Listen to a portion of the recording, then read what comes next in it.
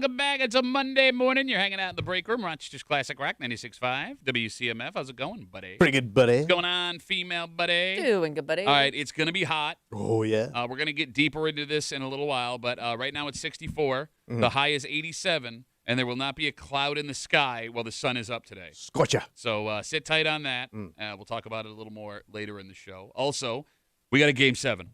How about that? We got a Game 7 tonight, which is My weird. boys pulled it out. I heard in the break room that it was over from multiple people over and over. We'll get more to that All right. later in the show.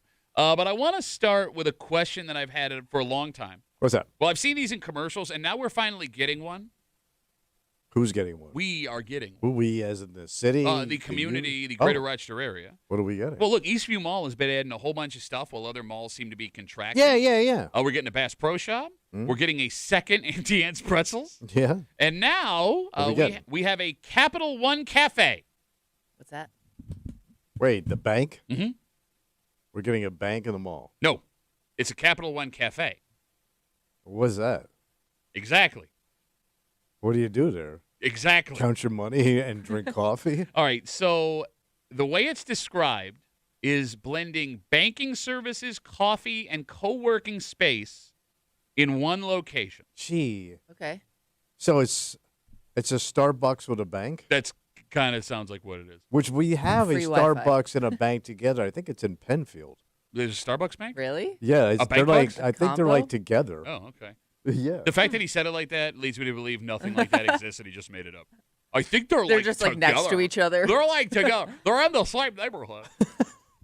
All right, so the way it is written here, Yeah. the new location combines traditional cafe offerings with in-person banking support. So it doesn't even look like there's a bank on premises, like I can't take money out. So what is it, like a kiosk where I can ask you questions? I don't know. Am I broke? Yeah, you just spent $7 on a cup of coffee, you idiot. Oh, contraire, because according to the story here, you can save half off your drink order depending on which Capital One cards you have if you present them or pay Oh, with so I them. had to open up a card. Save. This sounds like the worst idea ever. It also allows you to reserve meeting rooms and purchase food and coffee whether or not you bank with the company.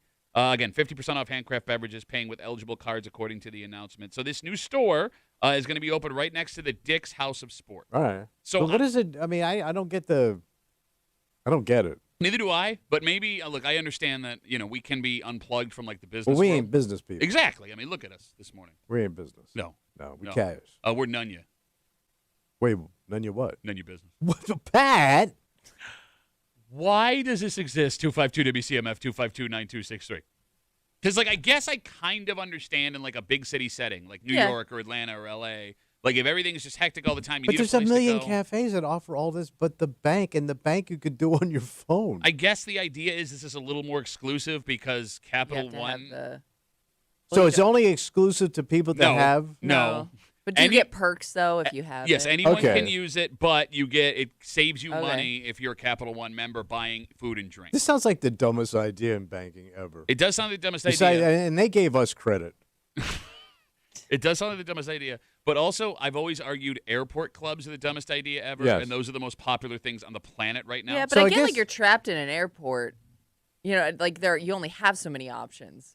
But Okay. like to have something like this, I mean, you can go anywhere, get whatever you want, And you have like companies that do it better. Mhm. Like, Well, you're not going to out Starbucks in the I don't same know. How do you frickin' know? mall. Now we know he's getting How do upset. you know? I've never had Capital One Cafe coffee. Yeah, I mean, she's right. I never had bank coffee. Well, look, I mean, I don't know. Maybe it's good. there are examples of businesses known for one thing being very successful in another business. Well, Yeah. like IKEA and the Swedish meatball. Right. okay, like, that's a yeah, great maybe they example. have a hook. Maybe All there's right. something that like people flock there for. Because they're going to want you to sit there Yes. and cafe it up Yep. and then meeting it up, Yep. coffee it up, Yeah. and just kind of chill. Yeah. Something tells me you're going to go try this. I'm going to go look. I got to go see You're it. going to go get coffee. Because I always heard it advertised, but I've never seen it. Well, I didn't know it was a real thing. Like I didn't either. I just thought it was like when you go in there, it's a really nice bank. Yeah. I didn't know this was a separate like joint. Yeah, because I'm looking at a picture of it. I don't see like a vault or anything. You know what I'm saying? Where there Right. would be like money. There's no God. drive up. We're so old. Right. Where's the money in the bank? So, but you're saying that, so there's obviously somebody there to make it a coffee. Yes. But there's there's no banking, or do I get my banking information from my barista? I have So like while he's making my coffee, he can also give me stock tips. I have no idea. Like, I'm having a hard time wrapping my mind around this idea. But when it comes to, like, like the crossover, like, Yeah. Michelin made tires, then they became known for judging restaurants. I didn't know that. You turned me on. I always thought those were two separate things. No, I mean, the idea was all the way back in the day when driving first started, Michelin started the star program for restaurants, 2, 3, 4-star Michelin restaurants, so people would drive. Yeah. Right. And they would use tires. Other examples, I mean, I'm blanking right now. IKEA was a perfect example of that. Like, all of a sudden, they just transitioned in this new thing. I mean, look, it's possible with standalone banks going away, right? This is actually a genius idea that allows them to maintain a footprint while making money in another realm and still having, like, a place you can go if you need bank Okay. I stuff. guess like the location's odd too because like, I mean, how many people do you see sitting and eating at like a food court in the mall? Oh, Like, actually, a lot. Do you? Yeah. I never really see as many people as like you used to. Every time I go to Eastview, it's usually pretty crowded with All people right. in the food Oh. court. But the food court is also different now, too, because it's way more unique than it used to be. Like, it used to be Taco Bell, Sbarro, Yeah. Burger King. A little bit more international. Yeah, it really is. It's great. It's like a walk around the world. It's like Look at that. Epcot, but with French fries. Okay. 252 WCMF. Again, a new Capital One Cafe has opened at Eastview Mall outside of the Dick's House of Sport. It's right next to Larry's Lab and Luncheonette. Get a ham sandwich in your urinalysis in 10 minutes. Oh, yeah, look at that. It's a little cloudy. Don't mix up those two packages. Again, the new location is described as combining traditional cafe offerings with in-person banking support, meeting space, and free Wi-Fi for customers looking to study or work remotely. Here's my question, because, we're not in the business world. No, we're not. If I don't own an office, Yeah. right, and I have, like, a client, and I go, listen, we got to meet face-to-face. Yeah. I have reserved a meeting room at the Capital One Cafe. Is that lowbrow or highbrow? I would think it's low end. Like, you don't have an office, dude? Well, It sounds more official to me. at the Capital One Cafe? But you don't work, Yeah. but you're not part of Capital One. No, but I mean, why does that matter? I just think you're busted. Like, you don't have, like, an office. Okay, you Well, already you hate don't have this. an office, Right, though, so you're 'cause busted. no, but you work from home. I'm guessing. I guess. So why would you have an office? But, like, you're a businessman.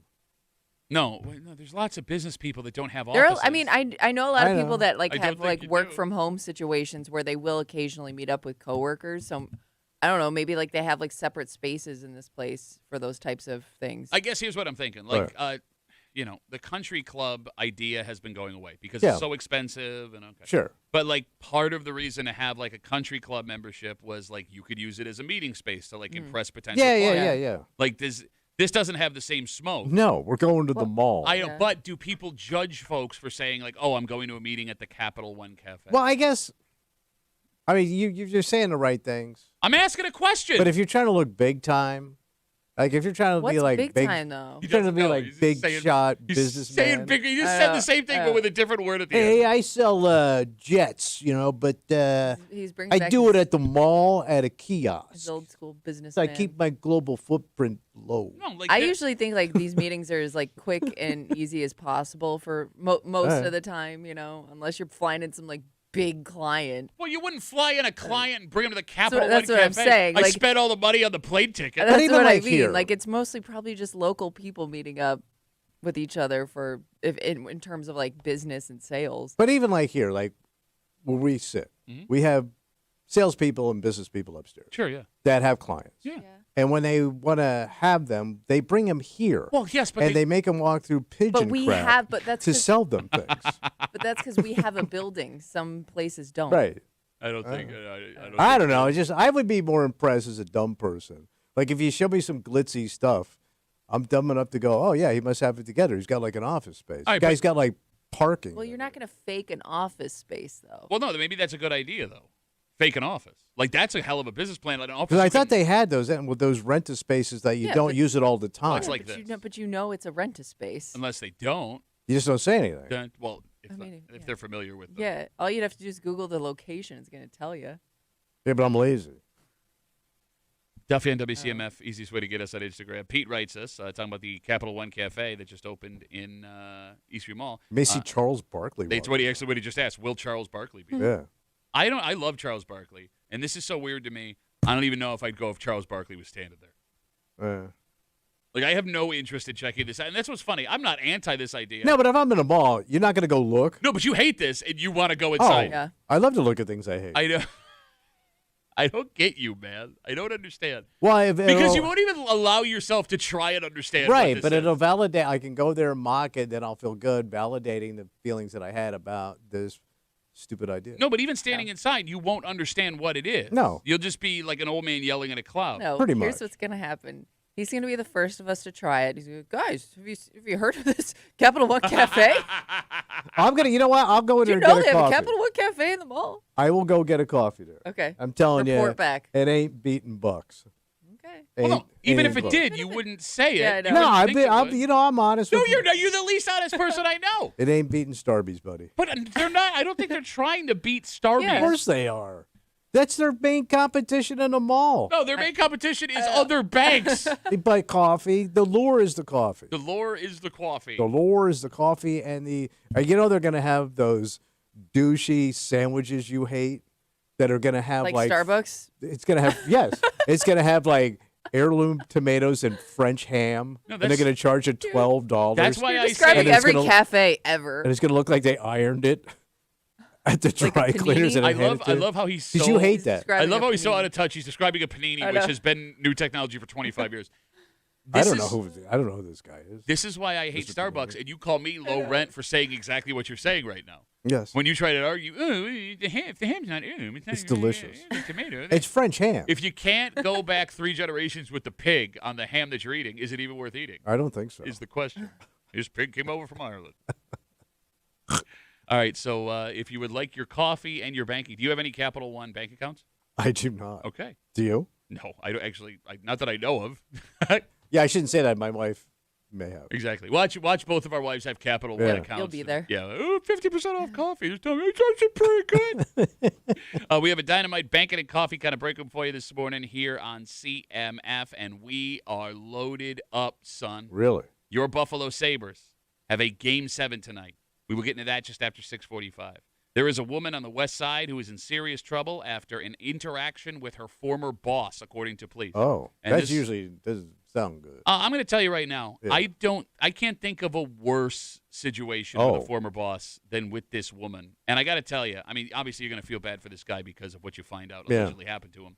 But like Kimmy, he's a young guy, it looks like, Yeah. for the job that Yeah. he has. And the fact that it went down this way, there is absolutely no way he saw this coming.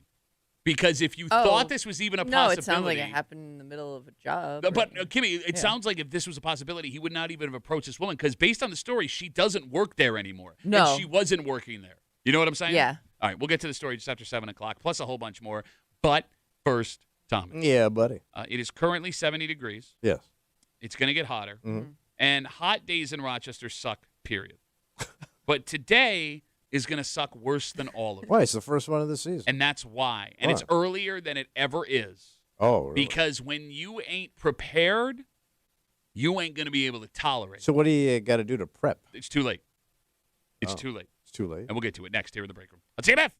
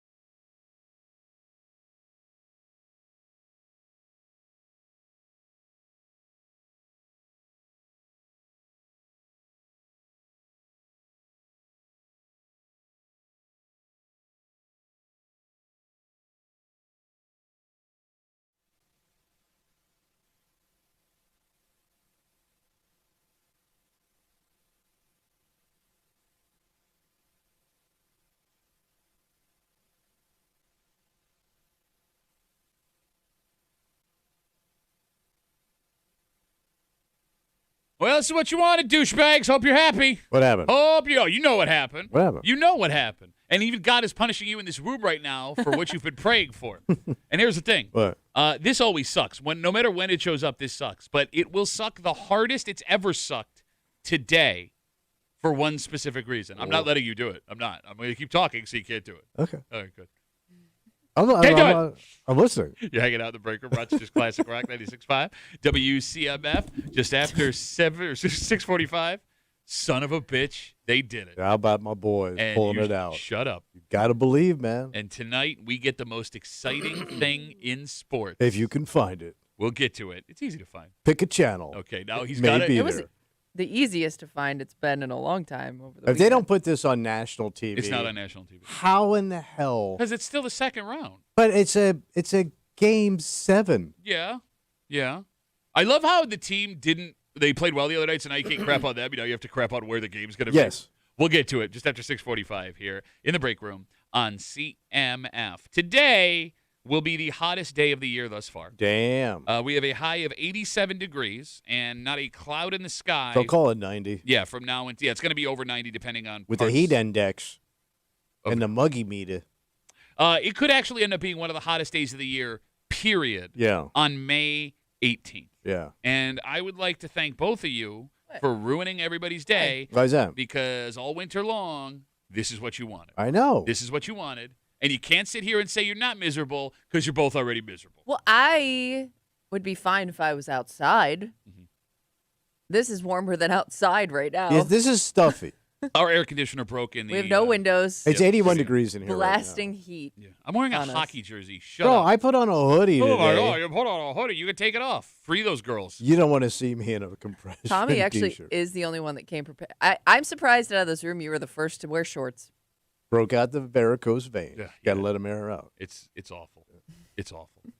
How many people have their AC on at home right now? Oh, we got it on. We didn't commit yet. You have. Oh, yeah. You Put have. it on yesterday. Okay.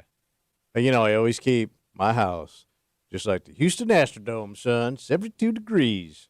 It's indoor Texas in my house. So you have yet to commit.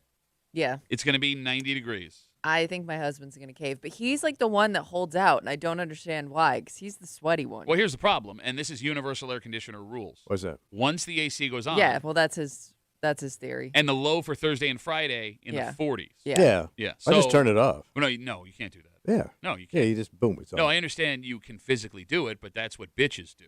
Oh. Once the AC goes on, you commit to the AC Why would I be a bitch by turning it off? because it's just how it is. Is that Look, I okay? didn't make the I rules. didn't know. I didn't make the rules. Oh, well, you explained it so well. Look, I put the AC on this weekend, Yeah. and the AC's gonna go. It's gonna stick. So if you're cold in my house, wife and kids listening to the show right now, Yeah. you can put on sweatpants and get a blanket because this is how it's gonna be from now on. Okay. It's not gonna be 90 degrees without air conditioning in the house. Well, it takes all the humidity out of the house. It's nice. takes all the humidity.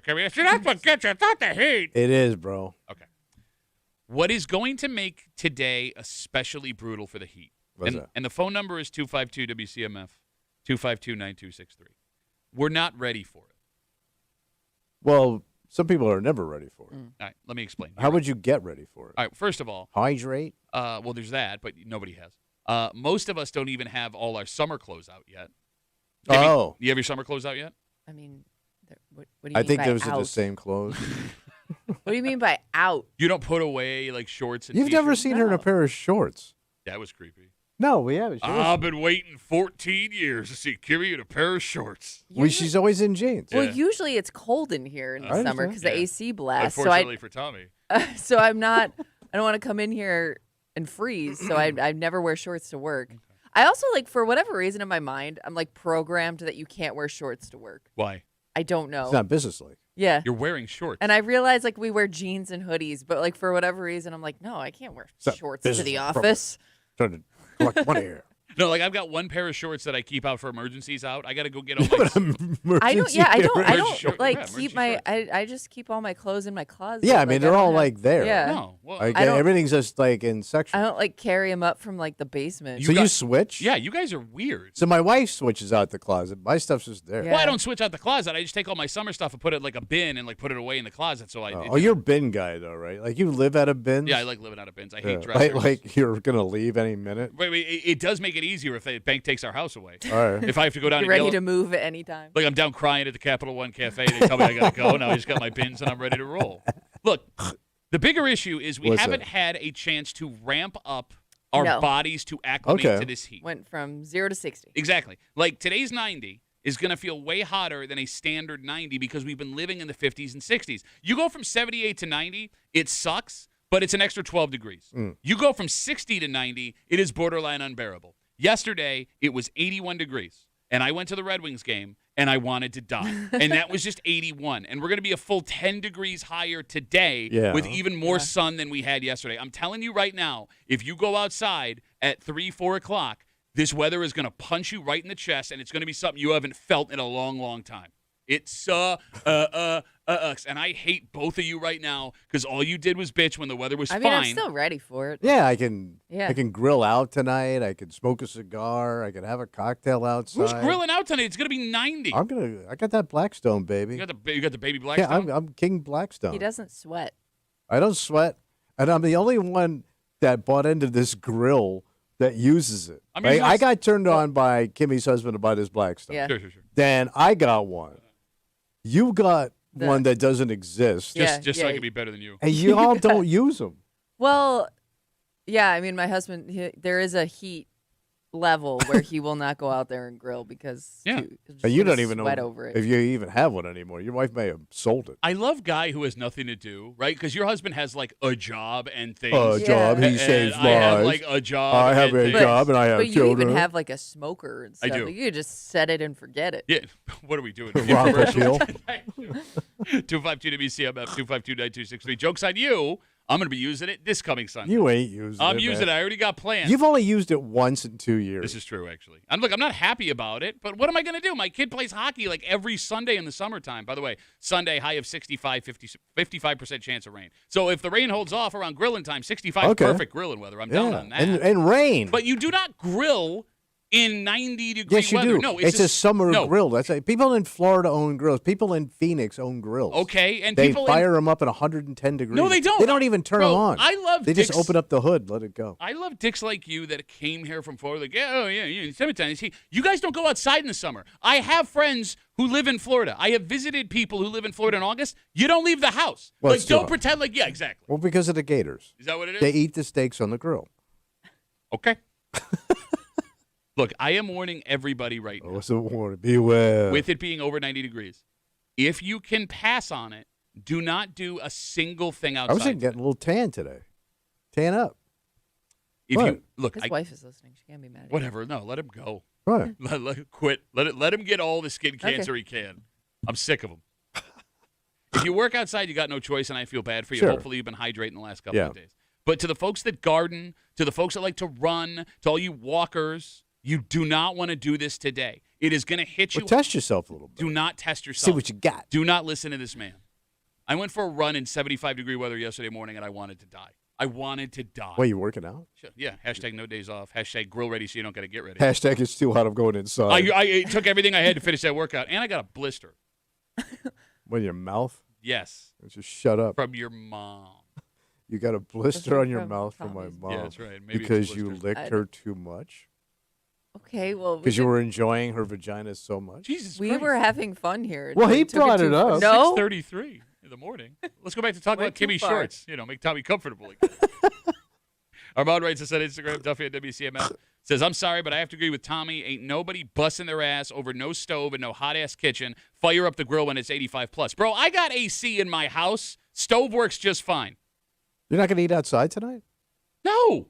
Put it It's on- 90 degrees. Yeah, we put the umbrella up, put the fan on, have a dinner outside. It's nice. You're stuck inside for months in this place. Yeah, I know. Here's the thing. Hey, It's like living on another planet. yeah, no, it really is today living on another planet. The sun. The sun. It's always nice. And don't call me. I know that's not a planet. I was just using an example. Mercury. Mercury. It's hot over there. Yeah. 252 WCMF.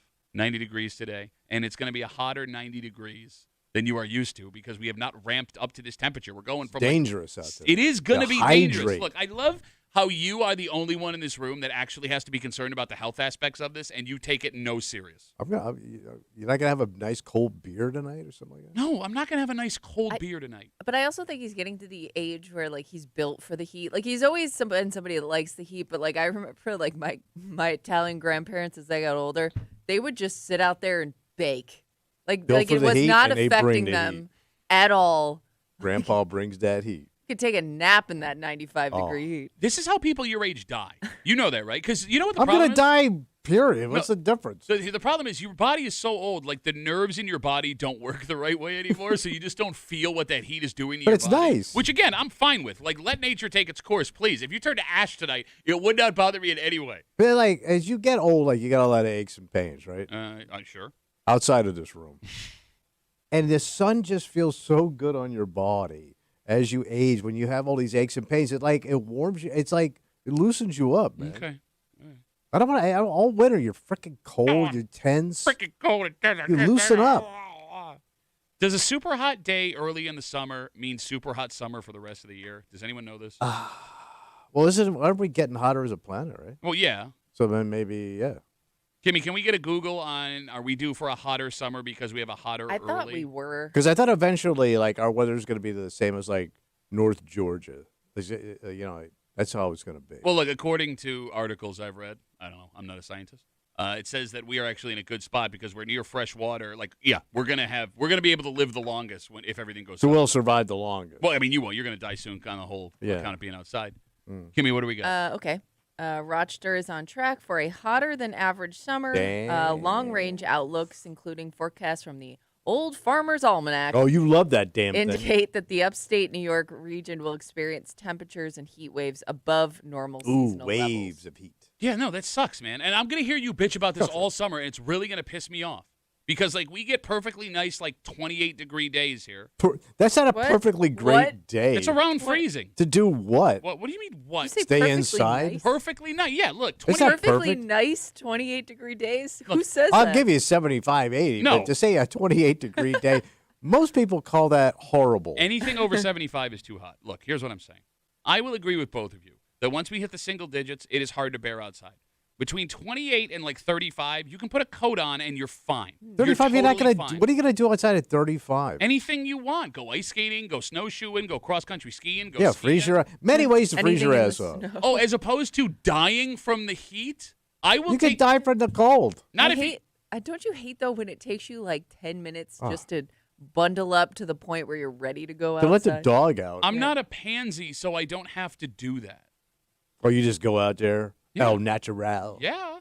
No, you don't. You bundle up when you come in here. You got your doof boots on. You got your. Doof boots. You got those doof boots. You got some weird ass Canadian army parka you wear. You got some stupid hat on. Plenty of leftovers, the Canadian Army parka. Stupid hat. Bro, you want to talk about the stuff. You look like Putin's dumb brother. You want to talk about putting stuff on to go outside. I do. I bundle up. It's like they took everything on every mannequin at Macy's and put it on your face. That's what it looks like. All right. Drink all the water you can. You today. hydrate. No, you really should. Put on your sunscreen. Don't get burned. The sun is literally going to be right next to your face. All right. Hello, I'm the sun. I'm right here. And the thing that sucks the most about this. What's up? You can't. Well, it's hard to. We will. It's hard to wear a hockey jersey in 90-degree weather. Yeah, tough times to be a hockey fan. But we're going to be wearing hockey jerseys in 90-degree weather because tonight. Does This it is make it. hockey tank tops? Because I've never seen it. So there's a company that makes jerseys in tank tops. Oh. My brother has one. Look at that. He's the worst The guy to one have. guy Get that yourself one of should those. not have a tank top. You nailed it. The Sabres logo could cover the front of my house. After nothing but doubt from 2/3 of the break room on Yeah. Friday regarding this win or go home, Game 6, we made it. They dug it out, buddy. Did you watch any of the game? Oh, hell yeah. Saw it all in the highlight. It was one of the greatest hockey games I've ever That's seen. what they're saying. It was unbelievable. And if this game tonight is anything like what we saw on Saturday night, tomorrow's going to suck hard, Oh, but it'll be worth it. okay. We'll get into all of it next here in the break room. On CMF.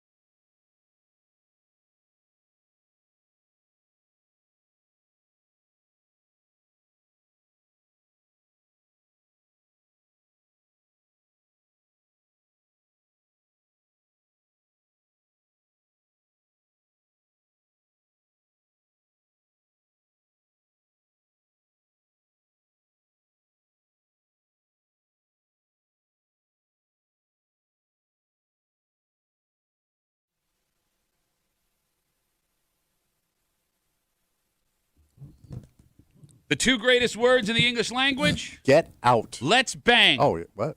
The second two greatest words in the English language, Game 7. Wow. And we got one tonight. Wow. You're hanging out in the breaker, Rochester's Classic Rock 96.5, WCMF. Just after 7 o'clock this morning, there is a woman in a whole bunch of trouble. There is a man who I promise did not see this coming based on the situation that is in front of us here. And it all involves the relationship you have with your boss or the relationship you had with your boss. Because what makes this story unique, you can understand how a fight at work could escalate to a point where something happens that nobody expects. A fight? Yeah, okay. A disagreement escalates. Yeah. In this case, the woman accused of the crime, it seems, Kimmy, was not currently employed at this place. Oh. Yeah, based on the how So they it might have been referenced part her. of the fight. We'll, Maybe. we'll get into all of All it right. just after 7 o'clock here in the break room on CMF. Saturday night, Buffalo Sabres, Le Canadien de Montreal Habitants in Montreal, Game 6. Wow. Win or it's over. And again, as the Sabres have, 5 of the first 6 games, they score fast. Good move down low. They score. Rasmus Dahlin. There you go. 1-0. Everyone's feeling good. The Sabres give that goal back 45 seconds later. Okay. And then they give another goal Yeah, back. happened pretty quick. And then they give Start another pile goal on. back. Bam. It just kept happening. Sabres starting goalie in Game 6, Alex Lyon, faced 4 shots. He allowed 3 goals. So what, they yank? 10 minutes into the game, they pull Lyon. So, Tommy, it's a do-or-die Game 6. Mhm. You are down 3-1 Yeah. on the road. You're not looking good. No, you have yet to get a single save. You got a single save from your goalie. The building is rocking with just a Sure. bunch of French gibberish. Yeah. Canadians players are buzzing. It's over. Yeah. It's all over. They gave up. Or is it? How, Pat? The Sabres scored 7 unanswered goals. Wait, they scored 7 goals? 7 unanswered goals, and here's all of them really fast. Got it, does again, but it still bounced to Buffalo, and they score. High flips it toward the net. It got through Dovish. They score. Dahlin's in deep. Quinn scores. Jack Quinn, a one-timer. The other way comes Zucker. Kalinau scores. Thompson Wait, don't taps tell it me. up. Tough angle shot. They score. What? Then toward an One more. empty net and in. I'll tell you who I felt really bad for. The net? No. Well, okay, by the way, I'm sorry.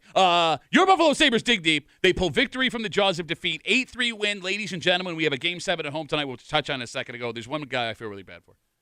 If you are an Amherst fan, you know the name Zach Metza. Okay. You familiar with Metza? him? Metza. He's a defenseman. He's a little guy. It took him a while to get up to the bigs. They never thought he'd be like a legitimate NHL player. And he's been playing really well in the regular season. He had yet to start a playoff game. They were starting other guys ahead of him. He wasn't even dressing. He finally got to play Saturday night. So they put Metza on. They put Metza in the lineup. He scored the 6th of the 7 goals you heard. It's his first ever playoff goal. He didn't get to celebrate because they were blowing him out. Like, it would have been a real dick move to be like, and you know he was over the moon, Kimmy, because he scored a playoff goal. Yeah. Still important. But the poor kid had to be like, yay. And defensemen don't normally score. Which is what's even more remarkable Right. about it. Yeah, the poor kid who's, Wow. Poor Metza. All right. 8-3 win, Game 7 at home tonight. Wow. Can you feel the excitement? Can you handle it? No, I can't, personally. I cannot handle this. So is it a normal start time? 7:30 All right. puck drop tonight on ESPN. Your Buffalo Sabres are a slight favorite, according to So a sea hair DraftKings. favorite. Yes, you got it. Kimmy? Yeah. How confident are we feling about tonight? I'm feeling pretty confident because I feel like they're due for a win at home. The Especially Sabres, in an important game like this. Like they're going to throw everything they have. the Sabres have struggled at home. Yeah. But so have the Canadians. No, right? the Canadians have struggled in their home, but they're a I place. was gonna say, so the home team has not done well in this series. I believe the only one team has a home win in this series, period. And it's the Montreal? Canadians. Yeah, Yeah. they had one win at home. Well, the Sabres won the first one. I take that back. Each team has one win, Forget all that. but they have not played well. It's on the Game 7. All right, so to try and remedy the home struggles, What do you Lindy do? Ruff, the veteran head coach, Well, he's an old guy. he's pulling out all the stops and playing mind games. Last night, the Buffalo Sabres at home stayed in a hotel. Oh, It- okay. So in a press conference before Game 6, his argument, because he admitted like the Sabres are not Yeah. playing well at home, he thinks it's the distractions of the Okay. friends and the Could family. be the old ladies bitching at you. Exactly. So all of the Sabres agreed last night they would stay in a hotel, all stay together, and then go to the rink together for Game 7. All right. pretend it's an away game. I'm wondering. I want to see him come out in white jerseys tonight. Wear white at home. Oh, Let's commit that's to a the move. whole bit. Let's Can do they the do whole that? thing. I mean, Like, yeah, does the NHL have weird rules? you're the home team. You get to pick Oh. which sweater you want to wear. Sabres have also had some goaltending struggles the last 4 games. Yeah. They've been bouncing back and forth between Alex Lyon and Finding Ukko. that consistent guy. Yep, Ukko-Pekka Luukkonen. But Montreal's goalie Dobish, they just ran him out of his net, and he's young, and he's a rookie, and it's the first time he's been pulled in the playoffs, and now he's headed into a win-or-go-home raucous Game 7 environment. So same goalie for Montreal. Yeah, I can't imagine they're going to go with the backup. You got to go with the guy. So who does Buffalo go? Buffalo's got to go with Luukkonen, right, Kimmy? You can't have Alex Oh Lyon yeah, back out I there. think you're starting Luukkonen. Getting shelled. right? A 250 the save way, percentage. The way he finished that game. By the way, when he got pulled, they had said he did not make a save. He was 3 shots, 3 goals. And they went back and looked at video and found a save for him. All right. He would have been only the second player in NHL history to start a game and not make a save. It's even more. Damn. Don't you feel like it's more what's the word I'm looking for? Like embarrassing because in Montreal the way the bench is set up, you have to go sit by yourself once you're benched as a goalie. There's not enough room for the goalie to sit on the bench in Montreal. You're It's- just That's sitting a there with fairly your new thoughts. stadium. They didn't think of that. It's an old school hockey thing. It's the same way in Madison Square Garden. It used to be the backup goalie sits by himself on the other side of the ice. Montreal kept that tradition. So when Lyon got pulled, he had to go sit by himself on the other side of the ice. What's the theory in that? It's just a way to keep traditions alive. no, but I guess. mean, it's already an isolated position to play. yeah. Hey, let's put you way over here too when you're not playing. There could be guys that prefer that. Goalies Oh. are weird, man. Yeah. I don't Yeah. know, but I'll tell you this: it can't be fun when Not you have after that, nothing yeah. separating you from the fans. Yeah. Hopefully, Alex Lyon doesn't speak French, so he didn't understand Okay. what was happening. All right. All right. The phone number is 252 WCMF 252-9263 with this 7:30 puck drop live on CMF tonight. I don't even know what to hope for as far as how the game is supposed to go. Because, Kimmy, the Sabres have been scoring fast out of the gate almost every game this series. Yeah. And then they get into massive trouble. They have to and spin out of. quickly. Yes. It doesn't last long. It happened Saturday night. It happened the night before that when they scored, they were going back and forth, and they lost, 6-3, 7-3 in the Very end. high scoring matchups here. Do we want a quick start from the Sabres? Because it hasn't really worked out well recently. I mean, you get the crowd on your side early, especially when you're home. Yeah, but they had that two Then they're games quiet ago. once Yeah. the other team scores. Yeah. I mean, look, Buffalo scored, 3 goals in the first period, kept answering Montreal at Sure. home the other night, and they ended up getting blown out of their building. I don't know what I want here. You mean to start the, Yes. the I game? mean, you don't Like- want to get down early, though. Well, I don't know why. You don't want to dig yourself into a hole. Take the goal. You always want to take a score. I can't understand the psychology of it because, Kimmy, when you scored, that should build confidence, right? You are now playing with a lead. You're Yeah. golden. You need these games. Yet when the Sabres score early, just for some reason, they're like, well, we don't have to play defense anymore. Go ahead, guys. Game over. Because they got in that hole the other night, Saturday night, and it was almost like we need to do this now. They dug themselves out of it and just didn't stop playing. Maybe that's how they motivate themselves. So then should we want Montreal to jump on them early? I guess so, if it works for you. I don't know what to think. I don't know what to do. I don't know what to hope for. I would always hope for a goal first. Okay. I mean, that's the point of this stupid game. Don't hate. I mean, Again, he's Don't he's doing that thing. Oh, is everyone It's really? the sweet ice science. It's not. It's not boxing. Is everyone really excited about something? Oh, you know how I'll be cool. Well, he called I'll them my hate it. guys this morning. You said, "Oh, my boys, my Yeah, team." I'm trying to support him, and I get nothing. 252 WCMF Game 7 tonight in Buffalo, Montreal, Sabres. Somebody's going home. Yeah. I don't know if I'm prepared for the emotions of a Game 7 tonight. Yeah, it was tough Who- on Game 6. Not to look ahead, but who? The Carolina Hurricanes. Yeah, So they're we've already been just done. They've been sitting for waiting. 2 weeks. Wait, Yeah. 2 weeks? They'll It'll be have- 2 weeks. Yeah, They're 12 that days, good? something They, like they swept. Yeah. I mean, Wait, they swept like 2 series? yes, they Yeah. haven't lost a game yet. Oh my God! But again, it's about matchups in the NHL. It's like Always is. if Buffalo manages to get through, they match up halfway decent with the Hurricanes. Okay. Look, it's been a long time since we've seen a Game 7. In fact, the last time the Sabres made the playoffs was the last Game 7. They had a 3-2 series lead with a chance to win at home in Buffalo against the Flyers. They lost Game 6, went on the road, and got blown out in Game 7.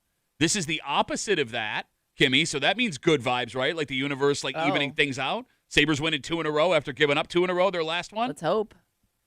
I think the good news tonight, I would argue that the Buffalo Sabres are playing with house money. Well, you didn't think they'd be this far anyway, right? Even past that. Yeah. Like, making the playoffs, having this exciting Sure. roster. Yeah. Every NHL expert, quote, that has had a microphone the last 2 weeks Yeah. declared the Sabres dead a week ago. Oh. When they went down 2-1, it was Montreal's too fast. Their goalie Dovish is just too good. I mean, Kimmy, they were writing the eulogy for the Sabres 10 minutes into Game 6. Yeah, it looked like maybe they had ran out of gas. Like, if you lose, it's what everyone expected to happen. Who cares? Okay. All right. Well, then, let's see. There you go. Just relax and enjoy the night. So why not go win? I'm talking as a team. I'm not going to be able to relax. Oh. I'm not going to be able to relax at all. I am dreading tomorrow morning.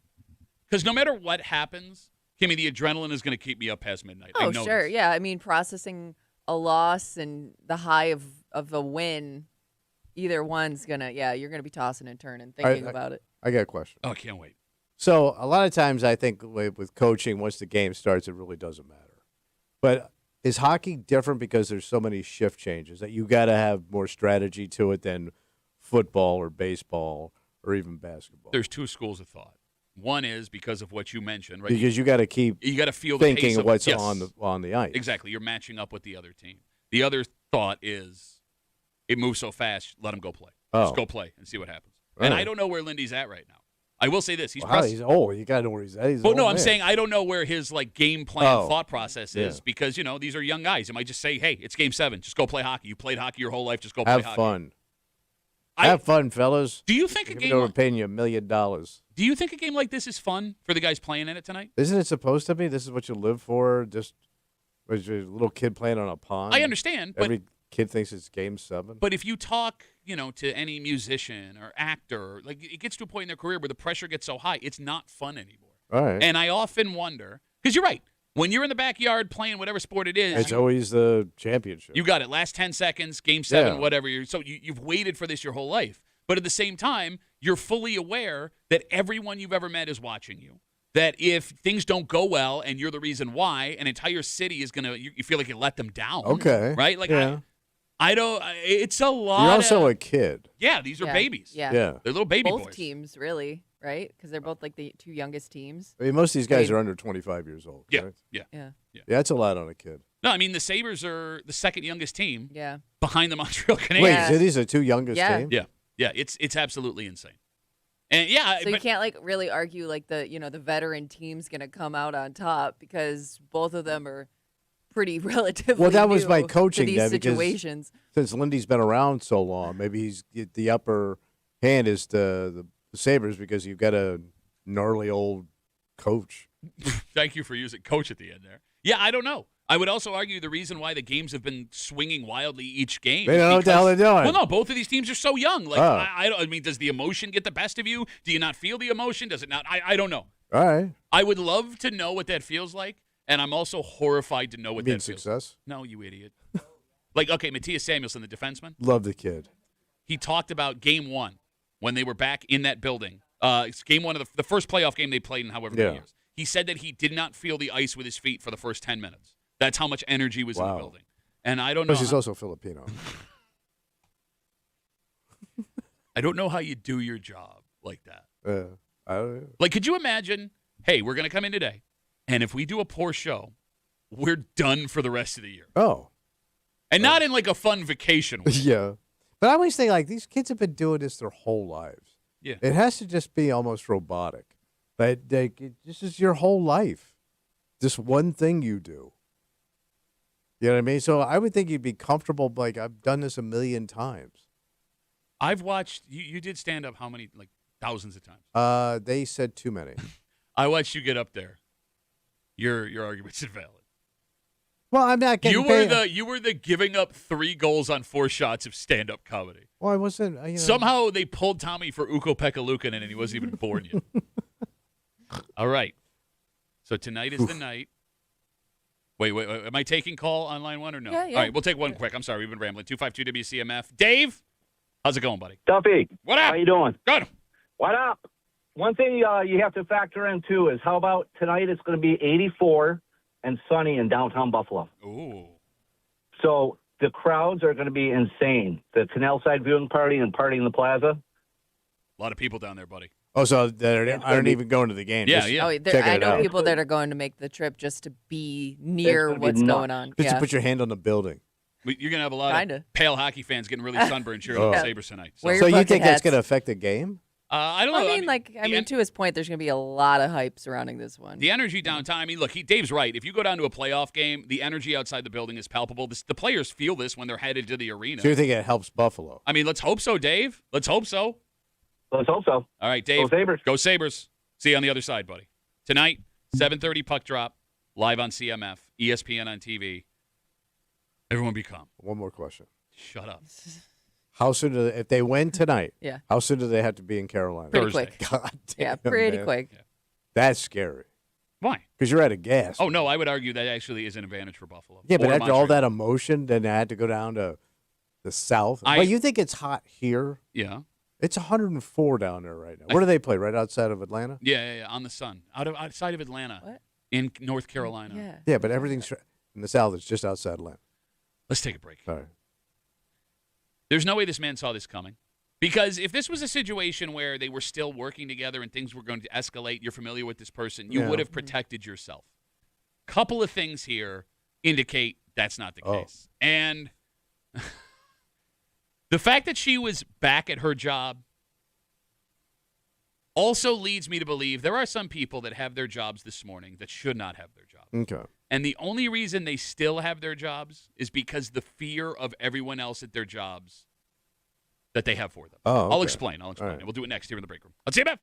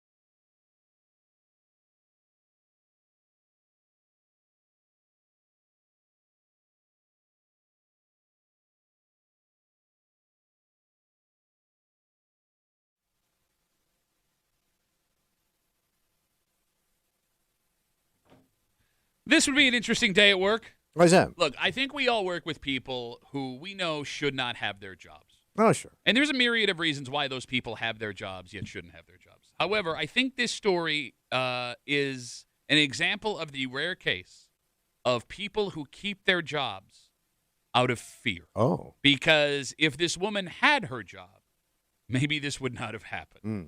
You're hanging out in the break room. Rochester's Classic Rock 96.5. WCMF. Just after 7:25, 7:30, the school year is coming to an end. But that's not stopping a couple of groups in the state of New York from fighting to ban this from ever happening in our kids' schools ever. Oh. And here's the thing. I think you're going to agree with this idea. Okay. The only problem is there's nothing to replace it. But you need it anyway. You need something, I think. We'll get into it just after 7:30 here in the break room on CMF. This story went down in the town of Greece. More specifically, the Little Caesars on Dewey Avenue. Ah. Authorities say late last week, a 24-year-old woman who used to work at the Little Caesars. They called her an ex-employee. Okay, all right. So Got into a confrontation with a 24-year-old man just before 7 p.m. The story on 13 Wham says the 24-year-old man was her manager at the Little Caesars. All right. The confrontation must have gotten heated because, according to police, Yeah. the 24-year-old woman took out a, quote, folding blade and stabbed her former manager. So she pulled a knife. She effing stabbed him. Wow. Police say the blade was concealed within a, quote, key-style knife. Do we know what that is? I would just assume it's like a keychain, right? Kimmy, can we Google what a key-style knife is? I'm going to need you to describe it to Sounds all like of us. something somebody would have on them for like self-defense. Hanging is what on I'm a picturing. keychain? Okay. Oh, that's All a right. key-style knife. I've never heard of that before. Me neither. Okay. Let's see. Yeah. Oh, shoot. Okay, so it looks like a key, and then it flips out, like a blade flips out, Oh, like it a would a switchblade. like it would a pocket or So it's concealed as a key? Okay. pocket knife So, almost. so this guy never saw it coming. Could you imagine that you're in an argument, Yeah. and all of a sudden you're just being stabbed, and you didn't see a knife come out? Like Yeah. nobody was like, "I'm going to stab No. you." It's like da da da, ba, ba, ba, ba, ba. You got holes in Yeah. you all of a sudden. I mean, it's about like 2 inches. Hey. So the woman accused of the stabbing, Tommy, she fled the scene. Yeah. The victim apparently was cut bad. Police say there was significant bleeding when first responders got there. The good news, he was taken to strong with non-life-threatening injuries. Okay. The suspect, meanwhile, was later arrested. Police say they found her at her apartment. Also weird. You stab a guy, Just went home. Yeah. Relax now. Yeah. Watch some Netflix. pull up on a hungry man dinner. Got my peas here. Can't arrest me. She's been charged with assault, criminal possession of a deadly weapon. She is in the Monroe County Jail as of the last report from this story. So I think the first question. And the What's up? Phone number is 252-WCMF, 252-9263, if the allegations are true. Why is she back at the place she used to work? She wanted to get something? Well, I'm asking. Like, did she think she was like shorted some money Okay, on a check? maybe Yeah. a last check. All right, she goes. Yeah, Usually that like- would be the case. You're Okay. going for a reason, All right, check isn't and what you it's thought not it would to be. go back for the food. Or you left something there Okay, all right. that So, you wanted Yeah. and they threw it out. so that would make the most logical sense, right? The one where it's the least alarming if she's there Yeah. in front of you, right? Because if she's just there to pick up her check, okay, of course she's here. She's here to pick Yeah. up her check. It starts to get alarming when maybe she has some final words she Some didn't get. unfinished business. Exactly. Okay, she wants to get it all out. Because, like, I'm dying to know if anyone at this place knew, if the allegations are true, that this woman had in her what she is accused of doing. Yeah. Because, Tommy, I would argue, if the guy stabbed had an inkling she could stab him, Yeah. he wouldn't have been dealing with her in the first Well, place. no kidding. You get what Yeah, I'm saying? Yeah. Nobody wants to deal with that person. Is it possible she went back just to stab him? Well, or Oh. to say something and then things got heated and then that's the result. Okay, Like, but it that's different. maybe like her initial thing wasn't I'm gonna stab somebody, but it got to that point. But you had something on you to stab Well, them. but I could see the way this thing looks. I could see somebody having this on them at all times. I can see certain people having it among them. Lots of people carry Oh, knives yeah. all the time. Yeah. Bro, look, we're like the only people in this building that don't carry knives on us. Who's got a knife? Everybody's got a knife. So watch your mouth. All right. Coworker down the hall is like a myriad of things on our keychain. Yeah. Oh, breezy? Yeah. She Yeah. got a bazooka in that thing. A fuzzy bazooka? So, like, here's the thing. If she went back just for a stab, Yeah. that may be a top 5 scary moment now. Oh, with your yeah, job. man. You came back to settle a score of Well, some sort. I'm just talking about not even the watching the score get settled. When someone comes back that shouldn't be coming back. Yeah. a person who doesn't work there anymore, and they have a peer. But every job I've ever had has those people floating around out there. What do you mean by that? That left because of something bad that went down. Okay. That if you saw them coming back towards the building, you'd be going, "Oh my God, what's this?" So you think there has to be a reputation first before you Oh, get I usually do, right? I mean, you and I, know these Yeah. people. But if I saw that person hanging out front of the building, I'd be it's going, no good. Yeah. "This ain't good." Yeah. Like Yeah. we could create a whole nother company of those people. Yeah, you're right. No, there's only one person I could think of. One? Who you got? How But many you you ain't got? thinking. How brother. many you got? You ain't Tommy's thinking. probably got a lot. Well, I mean, but he's a soft-ass bitch. You're scared of everybody. I can say a lot. You got the same people. I You got just say, I got one guy that I would be like, oh my God. Everybody else, what are they gonna do? You gonna kick your see, boat that's shoes? arrogance on your part. What? What you just said. Why? Because that's what that guy at Little Caesars was saying. Well, Jesus Christ, I thought that was a key. Like, even if you didn't think that person was dangerous, you wouldn't have some questions like, what would bring you here randomly but- after things didn't end well? You know, if you've worked in a place long enough, you understand that there's lots of people that come back to their jobs for reasons they shouldn't come back to their jobs. Yes. Right? People that Yeah. nobody wants to see who just like, hey guys, good to see you again. Yeah. I'm back, or they want to show up. I'm in a better Yeah, spot. but those people you expect. We're talking about like the unexpected visit from somebody who you haven't seen or heard from Right. in a long Like, time. why are you here? Okay. 252 WCMF. We're talking about this 24-year-old woman. She was arrested last week after police say she went to what looks to be a place she used to work, the Little Caesars on Dewey Avenue, got into a confrontation with her 24-year-old former manager just before 7 p.m. By the way, they're both 24. They're both kids. Yeah, they're little baby people. Yeah. Yeah. They could play for the Sabres. Yeah. During this interaction, police say that the 24-year-old woman stabbed her former manager with a key-style knife. He was taken to strong with non-life-threatening injuries. She went back to her apartment where she was later arrested. She, as far as we know, is still in Monroe County lockup right now. Do you think there are people that get to keep their jobs out of fear? Like they don't want to deal with them, so just let them stay? Okay, yeah. Like, all right, let me ask it this way. 252 WCMF, would being afraid of someone who worked under you make that person more likely to keep their job or more likely to get fired? Like, are you talking fear of like them retaliating and hurting you, or just like the fear of like the fit they're gonna throw if we let them go?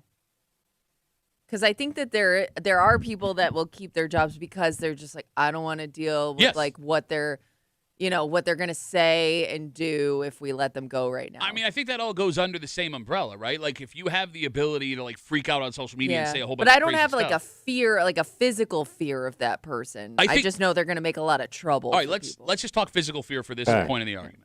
Are there people keeping their jobs because their bosses are physically afraid of them if they had to fight? So they can be violent. I mean, look, I can think of a couple of people that I've worked with, not here, but in the past, where it's like everyone's afraid of that person, and it's better to just let them be as a ticking time bomb than to pull And the that person kept their job, honestly, for a long time. Yeah, I mean, Despite I could- multiple incidents. I could see that. I mean, as a pansy, yes. You I would don't want. I want to deal with it. So you just let them stay. But, I mean, the longer they're around, the The odds worse are. it gets. Exactly. And if they snap, it's going to happen in front of you. Oh yeah, I'm not doing myself any favors by keeping that jerk around. The other problem too is sometimes it's a slow buildup when you see that side of somebody. Like, it'll start with like one incident that's like not a fireable thing, but it's just like, oh, that's an interesting side of that person I haven't seen, and then it like progressively escalates to the point where it's like, well, maybe we should have let him go in the first place instead of waited to now this point to do it. But every time that happens, it's always you should have let him go in the first Yeah, place, right, Like right. there's something that You had him, Yeah. and you just kept him around. Yeah. Yeah, let him off the hook. Yes. Aaron writes us on Instagram. He's taking your role today. How's that? WCMF. He says maybe they were lovers, and when they fired her, it was broken up lovers rage. Yeah, I didn't even think about messing.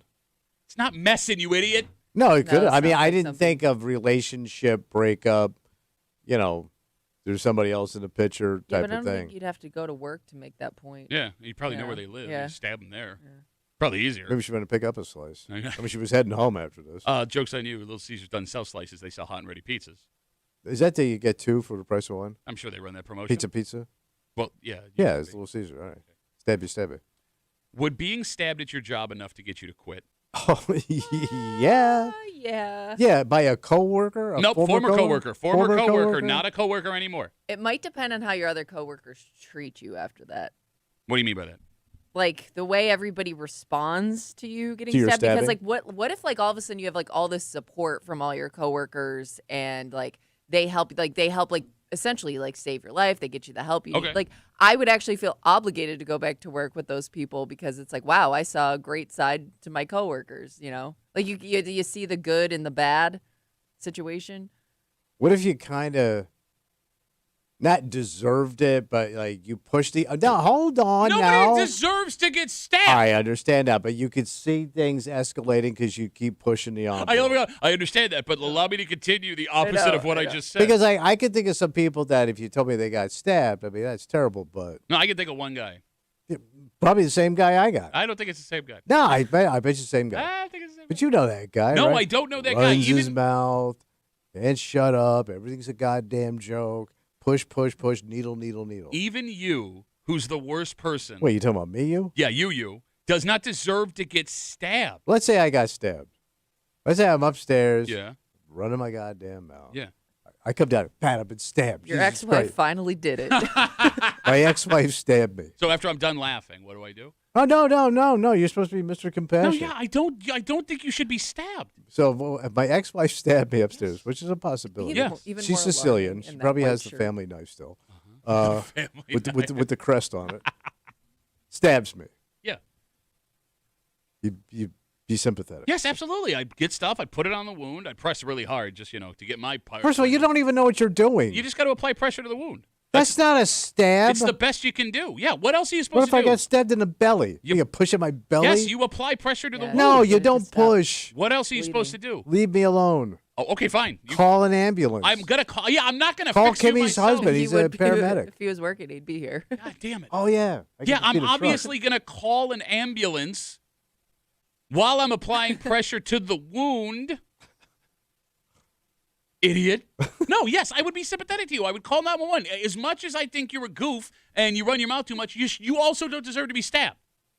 Like, think about this kid in this story. Yeah. The victim is 24 years old. Right. And he's a manager at Little Caesars, which Yeah. at 24 is pretty impressive. Sure. Right? So he's moving up the ranks. But I'm done. Can we Google what a salary at Little Caesars as a manager gets you? Because, like, if the salary is good and you have the potential to be promoted further, Yeah. like, you might have to stay after getting all stabbed up. Yeah. But you can't tell me, like, whatever PTSD would exist after something like Yeah. this wouldn't show up when you went to work. Oh, every day. sure. Not to mention any customer or other coworker that, like, got loud. That's got to mess with your head. Yeah. Right? Looks like it's just under 50,000. To manage a Little Caesars. Yeah, there's a range, but that's about the average. Okay. Well, you ain't Goes getting up, rich. maybe up No. to 61,000. But you're 24. Yeah. Hey, not bad. I mean, you not got a bad, chance kid. to, Keep going. moving up. The lack of security in dealing with the score index coworker, Yeah. I think, is the biggest problem. Like for, how they got in here and how this happened. Yeah, like bosses in general. Because, Yeah. like, as much as we crap all over, the man, Yeah. yeah, stuff like this only really does happen to the man. Yeah. Because, you're the face of whatever is going on You there. pay the cost to be the boss. And what sucks about, like, a place like this Little Caesars, who's not obviously going to hire security, like here, we don't have security. Like, the biggest guy in the building is always tasked with, like, handling problems. Yes. Right? It's always the fattest guy too. Big fat guy. Oh, you're our new security guy. it never works, by the way. No, of course it doesn't, man. Right? Like, I would They're imagine. not trained to do this. Like, and it's so funny because, like, there was a big guy who used to work with us Yeah. who was the kindest, gentlest, Sweetheart of a guy. right? Like, he was just a But he big. could clog up a door, man. He's a big man. But it was funny. Like, they would use him as the intimidating Yeah. presence to, like, get people out. And, like, Right. if you knew him, you're not fooling me. Yeah. I partied with you last night, bro. You still owe me, remember? Like they would use him to walk people Yes. out, and he would be the one on the way up. I'm so sorry. This Yeah. is terrible. I feel bad. Oh. Maybe that works. I don't know, man. Like, this whole thing is bad. Like, there's no way to protect yourself. You have to be aware of what's going to happen, which is impossible when you have yeah, someone. because you never know how this is going to go. Right. exactly And you don't know, in this case, you don't know when they're going to show up. bingo. So It's not like it happened during her shift or something. all right. Like, I don't know who to feel worse for. Like, if obviously you feel bad for the guy that got stabbed. But if that guy says, you know what, I can't do this job anymore, there's too many bad things, I would understand Oh, it. yeah. Do you take Yeah. that job if they try to promote you? But the next guy? Oh. Yeah. You Well, just saw the manager get stabbed. But I guess you hope, like, you don't have to deal with that person ever again, Come on. Like, in a job like that, there's always that kind of person. Anyone that has worked in food service or retail, there is always one loose cannon that you work with at all times. But always take the promotion. Even if you suck, they'll fire you anyway. No, it's not about being sucked. It's about getting stabbed. That'll never happen again. Okay. What are the odds? What are the odds that he got stabbed in the first place? I'm not taking that job, man. I'm not. Like, think about every job at the grocery store, Kimmy, the ice cream place, any retail front-facing. There is always someone who you are looking at sideways at all time going, yeah, but take the money. No, you idiot. This is why you're going to end up stabbed. You shouldn't have worn all white today. Your ex-wife comes after you. Not only are you going to the hospital, you've ruined both those shirts. Not my shirt.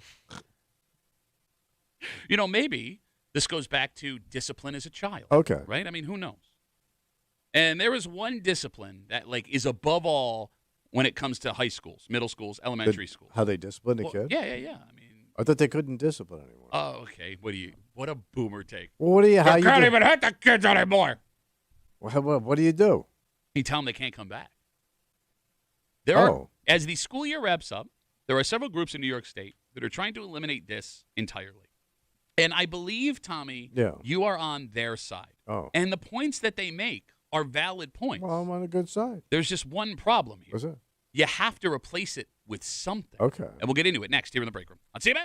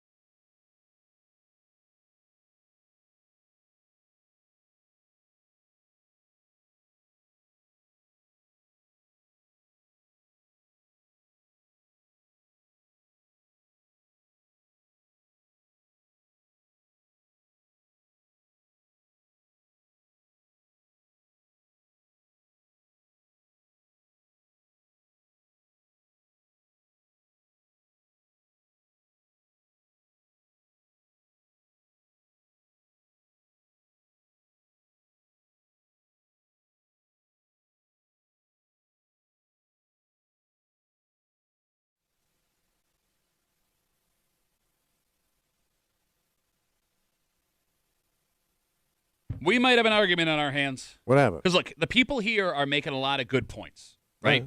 And you know what I like to say? The most dangerous sentence in the English language is we do it this way because we've always done it this way. And as former troublemakers, I think you and I have a better grasp of this than some other folks listening. Okay. That being said, if you're going to remove something like this, you need a replacement. All right. And that's where the problem shows up. You're hanging out in the break room, Rochester's Classic Rock, 96.5, WCMF right now. You're going to log on to WCMF.com, enter for your chance to win 2 tickets to Chicago. Oh, they're coming to town? That's right. They're coming to CMAC Friday, June 26th, courtesy of the Bowery Presents. Tickets are on sale at Ticketmaster.com. I am curious if they have enough room on the stage for all the horns. A lot of horns. 74 horns. Oh, they are horny. That more Chicano is horny. Chicano is horny. What about Chicago? I don't know how the Latin guys are doing it. What about Oh, they is horny. Good luck. WCMF.com for your friends here in the break room on CMF. There are several groups here in New York State that have gotten together. What are they saying? A call to suspend suspensions. Oh. They want to wipe out suspensions for schools across New York State. What's the reason? Make it against the law. So they give there's several groups behind this. One called the Children's Agenda. I'll get to the reason in a sec. They have put together a bill, and a state lawmaker is ready to sponsor it. All right. That would make it illegal, essentially, for any schools to suspend kids. Yeah. So the argument for getting rid of these suspensions, the first one is obvious, for the kids' sake. Yeah. If you have a kid having a hard time at school for whatever reason, they argue taking them away from their studies is counterproductive. Puts them behind. They also argue the kids are at risk of getting into more dangerous trouble outside of school during the suspension. Yeah, buddy. Okay, look at him smile. I know. Well, that was like the He one was thing. that kid. You can't come to school for 2 weeks. What? Oh, my God, that's terrible. Place I hate. This group also argues this puts the teachers in a bad spot. That the teachers are unfairly hurt because the kids' grades go down on account of them not being there, and it then reflects poorly on the teachers, which is an angle I hadn't considered Oh, before. Well, yeah, and I guess they are tasked with getting that kid their work, or trying to at least, So right? teach don't get the bonus. Yeah. All right, so I didn't think that was I don't think there's a bonus involved. I always thought they got bonus. Do you get bonus teachers based on how well your kids do? 252 WCMF. You think we would have heard about Yeah, I that? don't, Oh. I don't know. I think every teacher's keeping that a secret? Yeah. Yeah. Yeah. Yeah. All right. I would love to hear from teachers on this. 252 WCMF. I would love to hear from parents on this. I would also love to hear from former troublemakers like Tommy and myself. Is it a good idea to wipe out all school suspensions in New York State? So is there levels of suspension? Because in my day, it was just you left the school. Okay. But then I heard now there's in-school suspension, Yeah. which In-school- wasn't my day. Yes. So Yeah. in-school suspension, for those who don't know, is you get taken out of your classes. You just get put in a Basically, room. like isolate you. So you're Yeah. basically doing a study You're hall. yeah. Yes, yes. So that exists in a lot of schools, but not every school has it. And all right, let me ask you this right off the Yeah. bat. Are you okay with getting rid of suspensions in New York State? I don't think it works. Okay. I mean, it didn't work on me. It didn't work on your ass. Okay, here's the thing. I was a dick, but I was always just enough not of a dick to avoid suspension. I was never You suspended. knew So the I balance. had multiple suspensions, detentions, demerits. I had it all, baby. Just like Bogey and McCall. Yes. So when I got suspended, it didn't do anything. So you're saying for that reason, you're fine with getting rid of suspension? I mean, the kids I knew that got suspended, I mean, it doesn't fix the problem. Like, they're not going to work on that kid by just kicking him out. Okay. And that's kind of what, in my generation, will just go home and think about what you did. Okay. Okay. But then that puts the onus on the school to, quote, fix the kid. Is that supposed to be the school's job? Well, I'm asking. somebody's got to reach that kid. What's the point? Oh, well, I mean, To suspend a kid just to bring him back in, you didn't fix the problem, you're probably going to end up right back where you started. Kimmy, right? look, I agree with what you're saying. Kimmy, are you okay with making suspensions illegal in New York State? I mean, I guess I don't have a problem with like in the idea of in-school suspension because the kid is there, hopefully doing their work. But at the same time, I don't know what you do when like a lot of the suspensions I'm thinking of, it was like kids got into a fight or like a kid did something kind of dangerous or you know what I mean? Like where I can see why you have to have that kid out of school for a little bit because you can't bring them back the next day, especially if they got into a fight with the other kid. Like, Okay. where do you put those two kids who want to beat each other up? Cage match. Sell tickets. Oh, my God. White House lawn. Like, let them cool off for like a day or two, maybe? I don't know. 252 WCMF 252-9263. Okay, so the problem with the bill that was introduced, if you're going to find a problem with it, it doesn't give another option. Yeah. It just wipes out suspensions, and that's the end of it. And you brought up in-school suspensions, and there are lots of people that argue that would work. But apparently that is not the easiest thing to do. So I was unaware that not every school in New York State has the option for in-school suspension. Were we aware of this? I always figured they had it every school had it to some extent. So if they just send them out off campus? Well, that would be the straight-up suspension. The in-school suspension, you need someone that is paid to be there with the Right. kids. Like a monitor. Some schools don't have that. There are other schools that are so pressed for space, they don't have a space to put the kids that would be in-school So suspension. they just got to go home? You got it. So if you were to mandate, all right, in-school suspension is a thing, it would have to change stuff at certain schools across New York, and I don't know if that's possible. This also apparently would apply to every school, not just public schools, which would create a bigger problem because the smaller the private school, the harder it is for them to do something And I like would this. guess, like in an in-school suspension situation, you can't just put anybody in there. I mean, you're going to have a room full of kids that are all there for the same reason. So, like, you do have to have somebody that like knows how to deal with that type of kid. I don't know, maybe it's different now. When I was in middle school, it was just whoever was there. It was like who. Oh, It was like really? it was like. Well, middle school, yes, but I'm talking like high school. But middle school's worse than high school, I would argue. Those kids Yeah. are monsters. I don't know. I still think like you need somebody that knows what they're doing. I mean, look, it's not like there can't be a punishment. There has to be a consequence for these kids if they screw up, right? I mean, Okay. can we agree that if you wipe out suspensions but don't have something else to replace it, it's going to make it worse? Because a kid that knows nothing will happen looks at that as a green light Yeah. between the ages of 12 and 16 when things are really, really bad. Yeah. All right, so then 252 WCMF. Let's say this bill passes, right, and suspensions become against the law. If you can't suspend and we take in-school suspensions off the table for the sake of this argument, what else could you do to get these kids to avoid being in trouble? I don't know what other tools you would have. That's why I'm asking. Like longer days of school, like you would have to stay after school, but again, you don't have the personnel to do that. Yeah, someone would have to be there. Right, and you're saying that doesn't exist. You can't make them do tasks outside of like school, So let's talk about And that. oh. I'm sorry. What were you going to say? because that's what they did to me in military school. Well, I was gonna say, and they already, I think, at a certain point, like take away your activities if I don't know. Like Yeah, you how can't play many- sports or yeah, things like like if you're that. But suspended. But usually like, that's you not the can't kid do that's any in of the trouble. The kid that's interactive sometimes. in school usually is a better student. It's the little dicks that just sit and run their mouth all day and put everything down, end up in morning shows.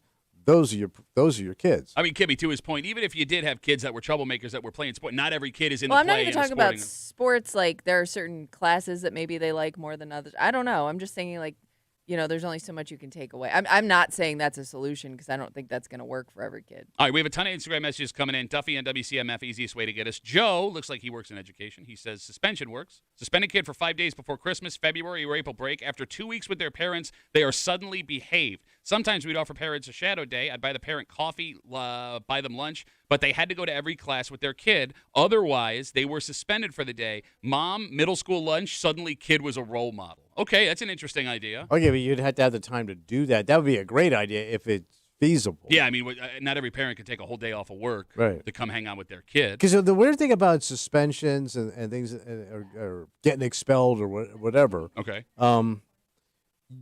you only fear the first one. The suspension, you're saying. You only fear the first suspension. Because once you do it, you go, this is great. This is cake. This is I'm not afraid of this. You know what I mean? Once you get over the fear of it, it works to your advantage and not theirs. No, I think you're right. Because to your point, like Because now you're going to find the weak spots and you're going to start enjoying yourself. look, I was terrified of getting suspended Right. because of my dad. But I'm not going to lie to you. I was jealous of the kids who did get suspended because it's like, They came back with a tan. thank you. You get to watch Jenny Jones, man. That was a great show. Yeah, until that guy got murdered.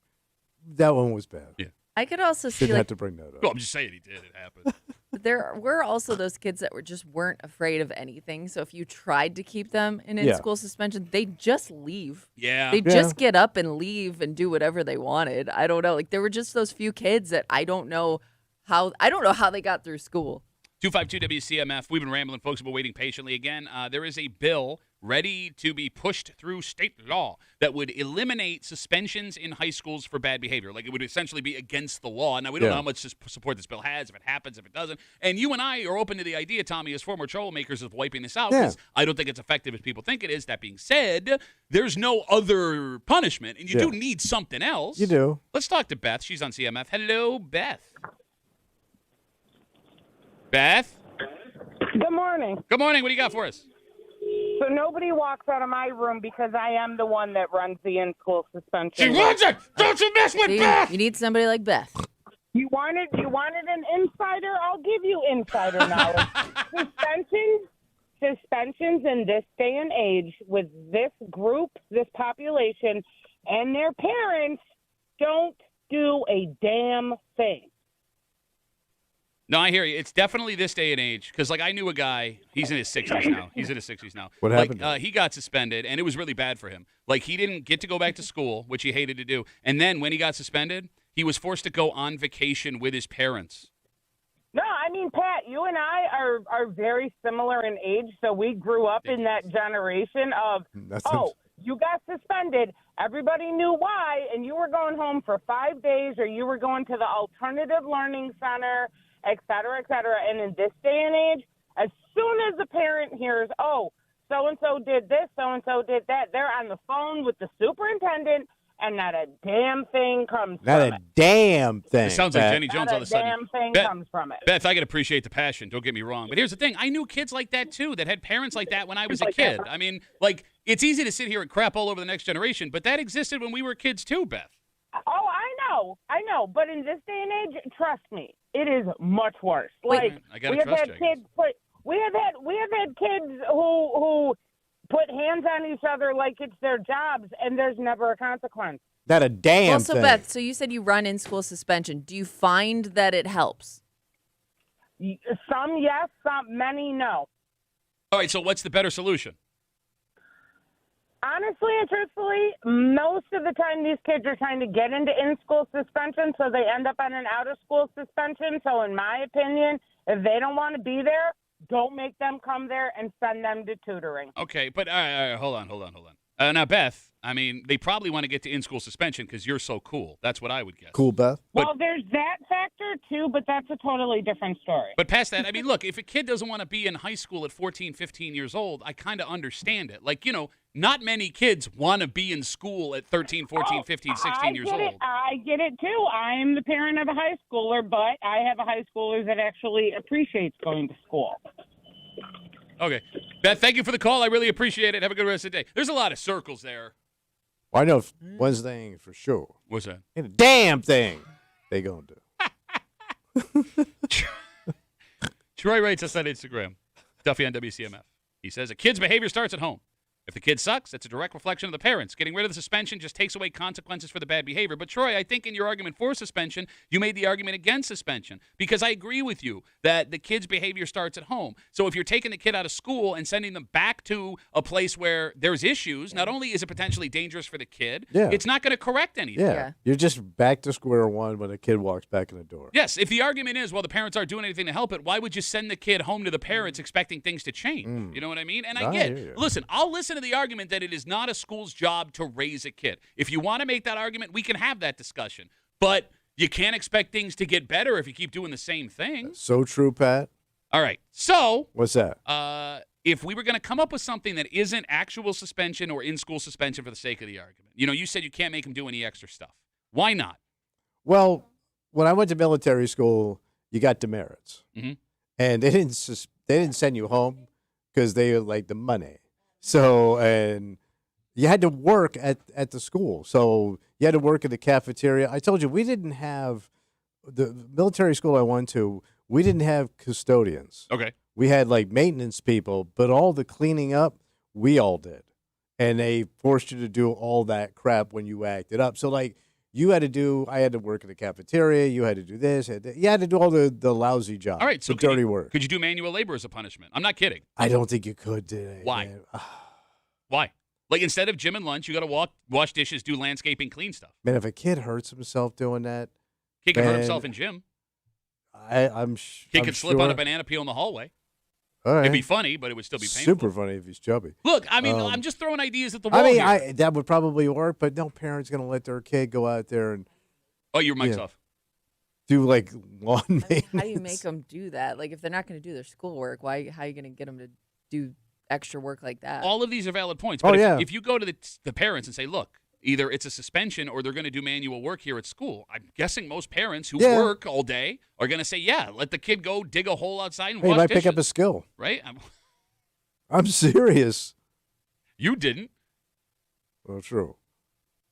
I mean, I get the kid could hurt themselves thing, but obviously we make the parents sign a waiver. I mean, outside of that, like Nick writes us on Instagram, back in the day they had extended detentions, which was detention until 5:30 or Saturday detention, both of which suck. After Breakfast school Club. detention, I remember that. He said suspensions were a free vacation.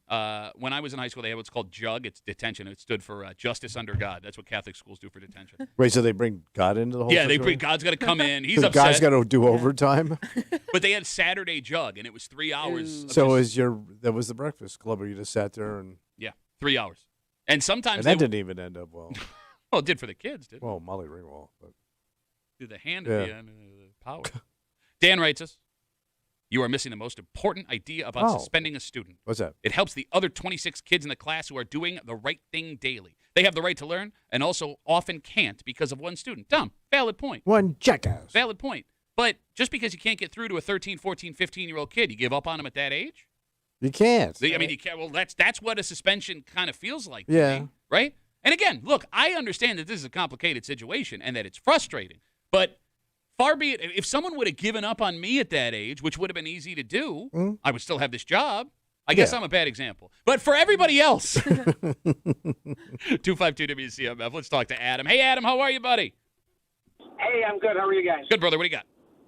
Good. Well, I had in-school and out-of-school suspensions when I was a kid, and I think there's just a creative way to go about it. My out-of-school suspension that I remember, the only one I remember, I was suspended from school for a week, and it was right at the time that we were going for a field trip to the Statue of Liberty, and of course my parents were the bus drivers, so I got sent home. But because they had to drive the bus, I had to go to the field trip, but I wasn't allowed to go with my friends, so I had to walk around New York with my parents after they found parking for the bus.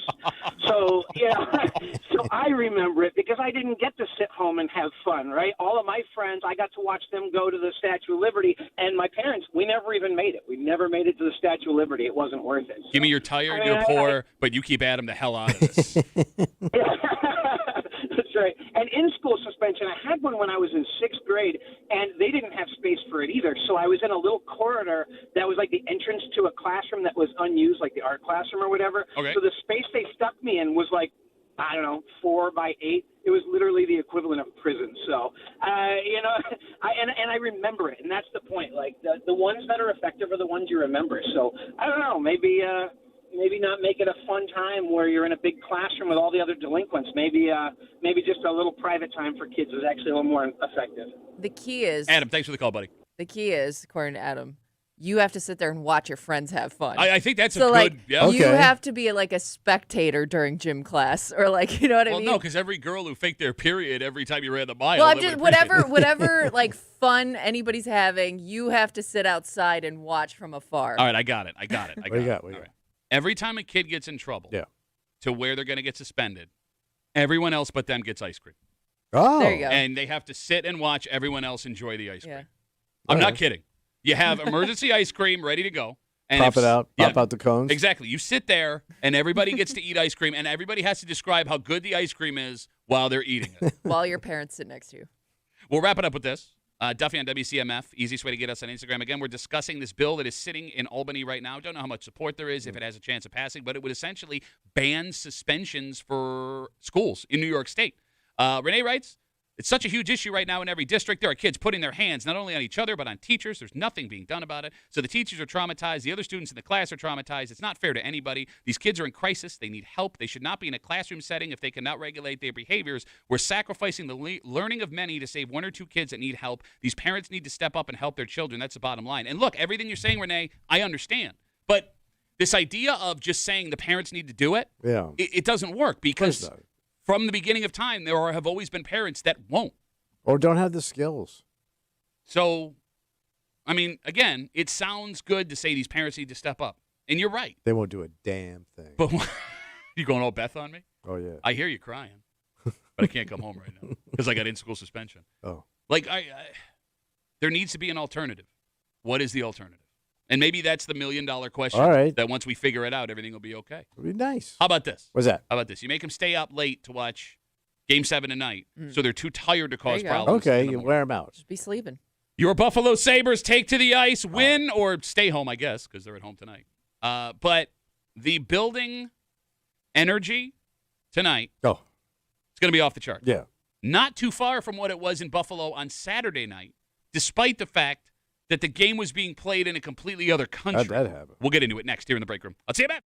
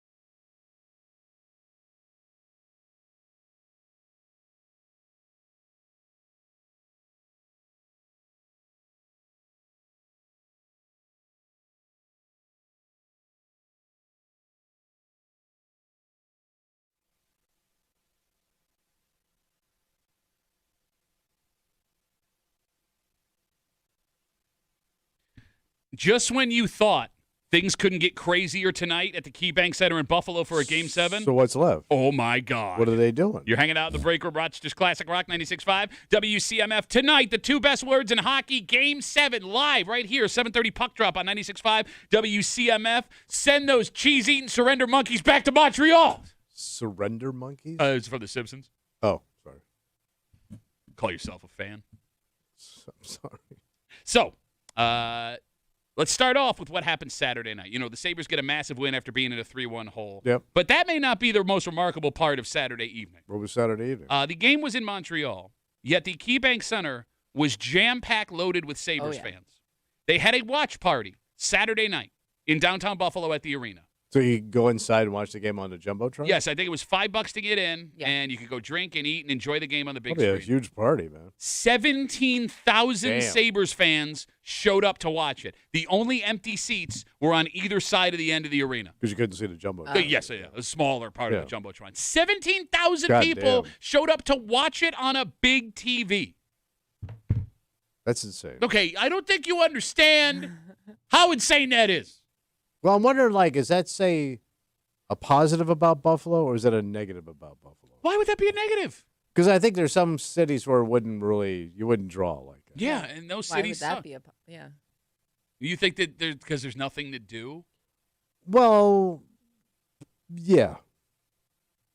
Why do you rain on every exciting? I'm not raining. No, you're just a piece of crap. Just a little tinkle. Garbage. I am kind of wondering if they paid more to park than they did to enter. Oh, wait, they had to pay to park? Yeah, I mean, they're going to open up the Probably. lots. Probably, they absolutely paid more to park than they did. So this would be there were some costs involved. So this is gonna be a non-hockey game that you could have dropped $100 on. With food, beer, admission, Parking and and driving and everything, gas. Absolutely. Gas, You probably went to the gift shop too. Kimmy can back up how expensive that gift shop has got. Yep, All right. cheap. All right. So Go. tonight, 7:30 puck drop. I am on Ticketmaster.com right now. The get-in-the-door price for this game, Oh God. it's not bad. There are 2 tickets right now for $293. Everything else is around $300 and up. All right, so spend about but that's gonna keep going up. No, I think it might actually go down depending on what happens here. So, I mean, right now, if you buy tickets, $300 in the door is a hell of a deal for a Game 7 win or stay home. But I'm going to give you another reason why you want to be in this building tonight. The Beer Sabres back. Oh, why are they even doing that? The Buffalo Sabres just announced via social media that they will have Beer Sabres in the building for purchase for Sabres fans. Nice. It is such a big news story. Yeah. It was just on Good Morning America. Really? Good Morning America just announced that the Sabres will have Beer Sabres back in stock tonight. Now, we don't know how many, because, Kimmy, there's no way they're going to have 17,000. No, yeah, I mean, I'm sure it's limited. I would guess. But if you're going to this game, Mhm. it's going to be insane too, because you said there's going to be a party of the people that aren't going to the game. Yep, out of Canal Side, yes. So just trying to get to this game is going to be brutal. Why do you are the biggest? Well, because you're going to have every jackhole with a stick and a jersey hanging out outside with and an opinion. Don't you Called dare fun. besmirch Called the fun. Blade Gang here. No, but it's all going to be Blade Gang tonight. It's all Everybody's is Blade Game. We are all Blade Game. Right? Yes, yeah. That's what you want. You want that environment for a Game 7 in your house, outside of your house, around your house. I'm saying if you're not even going to the game, you just go down there for the Yes, party. you can go down to Canal Side for free. They sell beer and they sell food. Yeah. You can watch a game on a big screen right next to the water there, All right. next to the canal. Hence, Canal Side. I got Canal Side. I got it. Canal Side. Side. You're the only person I know that looks at this environment Yeah. and goes, eh. Well, the traffic, Like- the parking, Well, the amount of the jackassing before I try to get into the other I got to fight jackassing before I get inside to the legit jackassing. I mean, A ticketed jackass. this has to be one of the tougher games to get to as a fan, only because there are so many accessories that people bring. Whether you're bringing your beer saber, Yep. because people were bringing in their already purchased beer sabers into the game. People are bringing giant Stanley cups with them, like Those homemade riding ones? riding like this the train. I don't know, is it the subway technically? I don't know that what it- tram. Oh, yeah, Tram. the tram that goes I don't- 3 yeah. blocks, the Yeah. stupidest tram in But the you history see of all tram. like the giant Stanley cups. homemade Yep. Stanley Signs. cups. Like I've never seen so many accessories at a game, and I'm like, you could bring that in here. I didn't. It is funny. You're not allowed to bring a fanny pack I can't in. bring my purse that's over 5 inches big, but you could bring in a giant Stanley cup. All right. Thank you to everyone for alerting me. What are they If saying? you are going to the game tonight, again, 7:30 Leave puck now. drop. Game 7, Montreal Canadiens, Buffalo Sabres, 7:30 live puck drop here on CMF. The beer saber is pre-sale only. Oh, so you had to already put in for it? No, it says pregame sales start at 5:30 while supplies last. Oh. Wait, so you had to buy it online and you pick it up? And It you go looks in? like you buy it when you. I don't know. Or is it first come for just first come? Well, it first says pregame available for. I can't tell what they're trying to do here. I'm very confused. Limit 2 per customer, no discounts. All right. According to the fine print. Also, you got beautiful weather tonight. You're going to be serve? inside. Yeah. No, but the crowd outside. Yeah, but you'll crowd- get a big it's going to crowd be. I mean, Crowd outside can't get a beer saber. Why even go? no, I'm saying it's going to be massive. Not even worth Did it. I Do they do see- music outside? No, they do the hockey game. No, for they the do. I think people they do have a outside band. at the party that aren't Yeah. going to the game. They do have like food trucks and a band and some like activities. So it's like a party, as pregame. I'm saying. Uh, Well, how come Did I you two see- aren't going? did I see yesterday or not yesterday? Saturday, Montreal had like 20,000 plus people outside watching the game. Yeah, that makes sense. That's insane. I mean, you got 2 pretty raucous fan bases here. I did love watching those Canadians fans leave with 10 minutes left in the third period Yeah. on Saturday. Yeah. God, it made. Can't imagine what they spent on those tickets. All right. What? Deep breaths, everybody. Come on. Game 7. The electricity. 2. I don't know how even you, the most curmudgeon of I'm curmudgeon. pulling for them. I hope they win. No, you were. You were pulling against him this morning. You're Yeah. just being a dick. He just doesn't want to wear a jersey again. No, he's never getting put in a jersey after what happened on Saturday. Where? I was going to have you take your shirt off this morning and take a picture, but then we would have been banned from Instagram. Well, yeah. Well, how come I'm not putting a jersey on? Because you Good were. luck. Because no, you weren't No. good luck. You didn't put a jersey on Friday morning because Yeah. you lost, and they blew out the Canadians on Well, Saturday. this is all you're doing. I do the jersey I do it for you. for what you guys want. Yeah, no, and that's why I said don't touch the jersey. You son of a bitch. All right. You ugly, stupid son of a bitch. Fine. 7:30 puck drop tonight live on CMF TV, ESPN. You're gonna want the Sabres. So Call. it's ESPN tonight. ESPN tonight. All right. Yes. All right. This should be illegal. There shouldn't even be a debate to be had.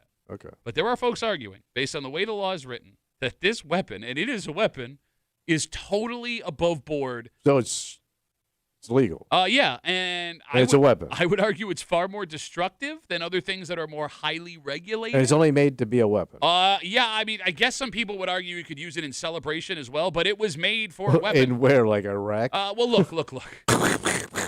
My birthday. I get that today No. you're not really going to use it as a weapon. All It right. would be like the least effective weapon ever, but it can still do some Oh. serious damage. And we will wade into this debate All right. next here at the break room. On CMF.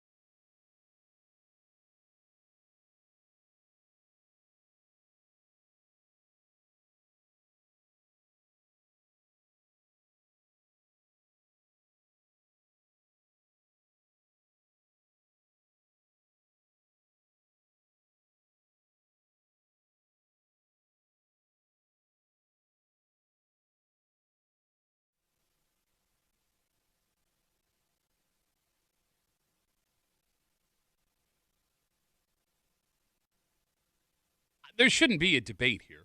Okay. I mean, I get that this is not a weapon that people would use on like a regular basis now, Yeah. but it's still a weapon. So And- you shouldn't have it? No, I mean, I wouldn't think so. It could still do damage. It's going to cause a whole bunch of problems. That's what weapons do. Yet there is an argument, and actually it looks like a pretty decent argument, that these are not only legal, should be legal, are legal as we speak. They're not even regulated in New York State. And it's a weapon. It's like the original weapon.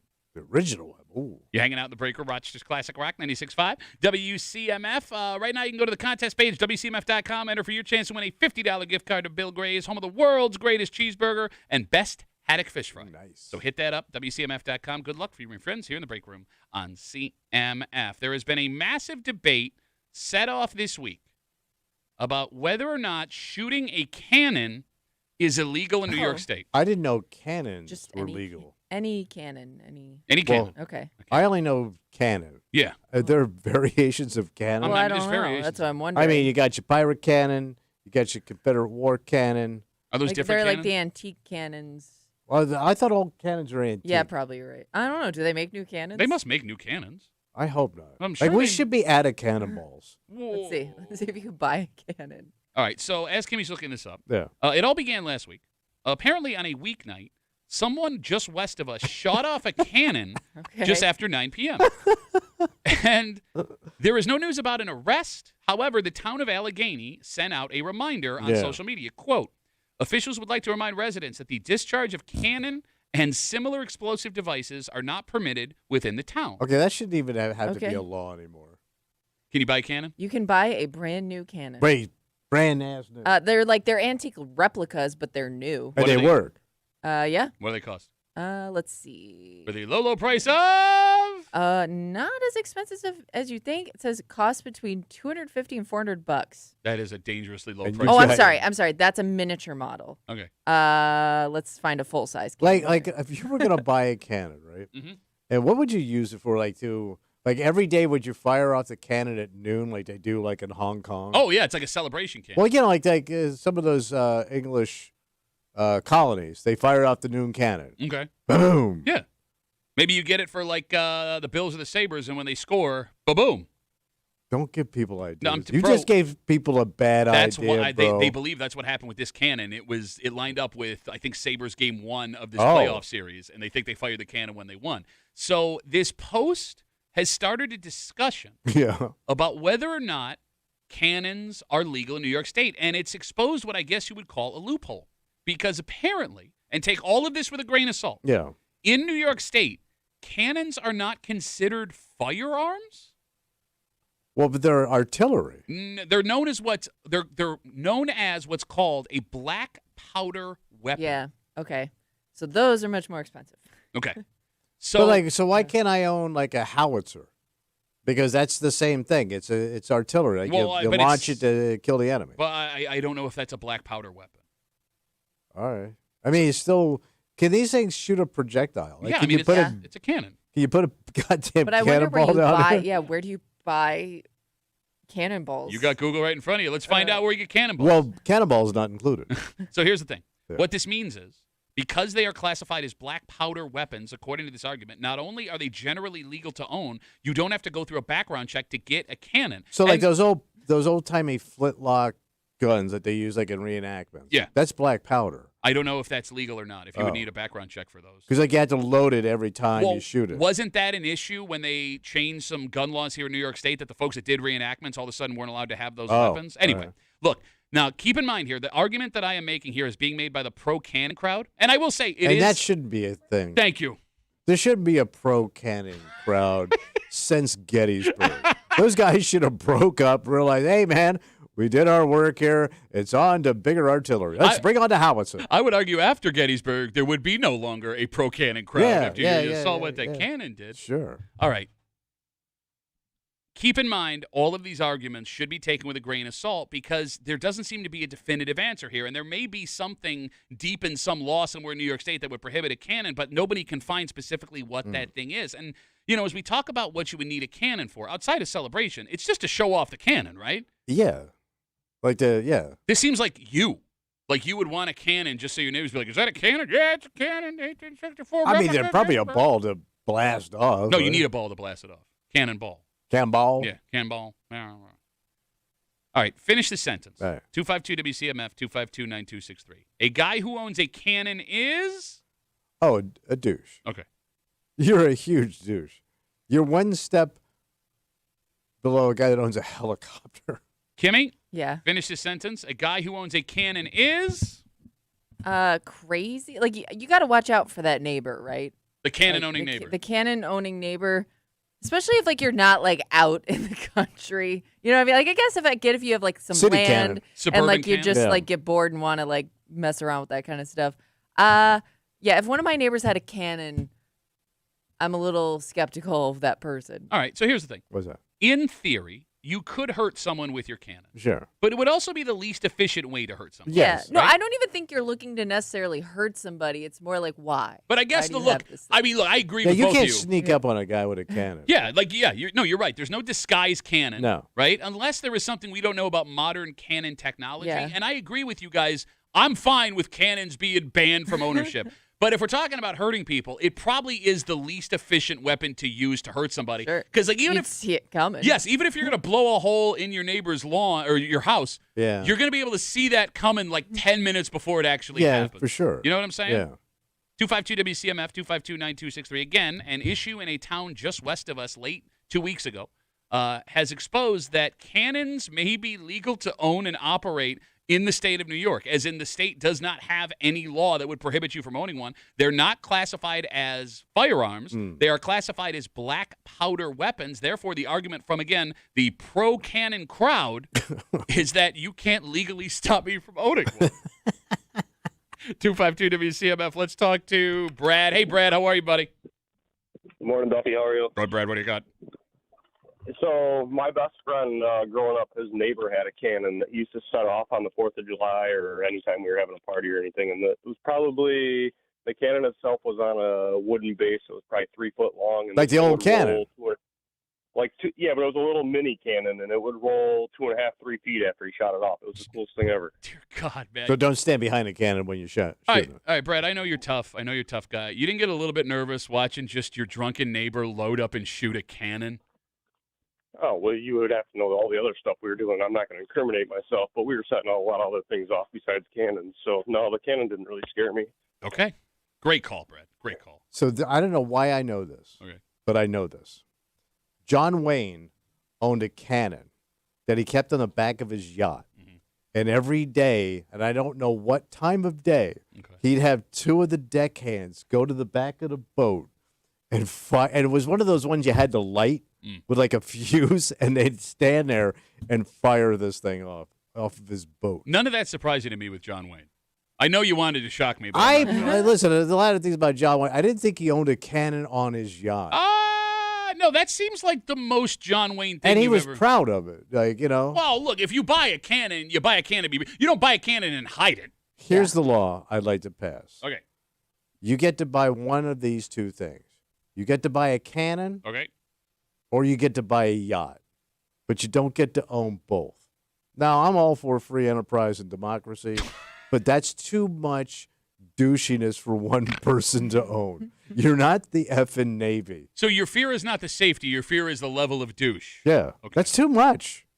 We got Instagram messages coming in. Duffy and WCMF, easiest way to get us. Ryan writes, my cousin and I, in a storm, pulled into Motown heading to the Adirondack. People had a makeshift bar set up at the end of their driveway. I hear a loud boom. I looked at my cousin. We look off to the side. Somebody shot a cannon off the road when there was a funeral service coming through. Oh. Never figured out who that important guy was. Oh, wait, it was for the fuel. That's what he says. So like a salute. Okay. Okay. I've never seen a cannon. I've seen a 21 gun salute. Yeah. Yeah. I guess you could jam all 21 bullets in the cannon. That'd be so goddamn loud. Yeah. All right, so folks are writing us on Facebook, as we talk about the Sabres Game 7 tonight. Yeah. John is right. The Columbus Blue Jackets, they have a cannon that they fire off after every goal they score.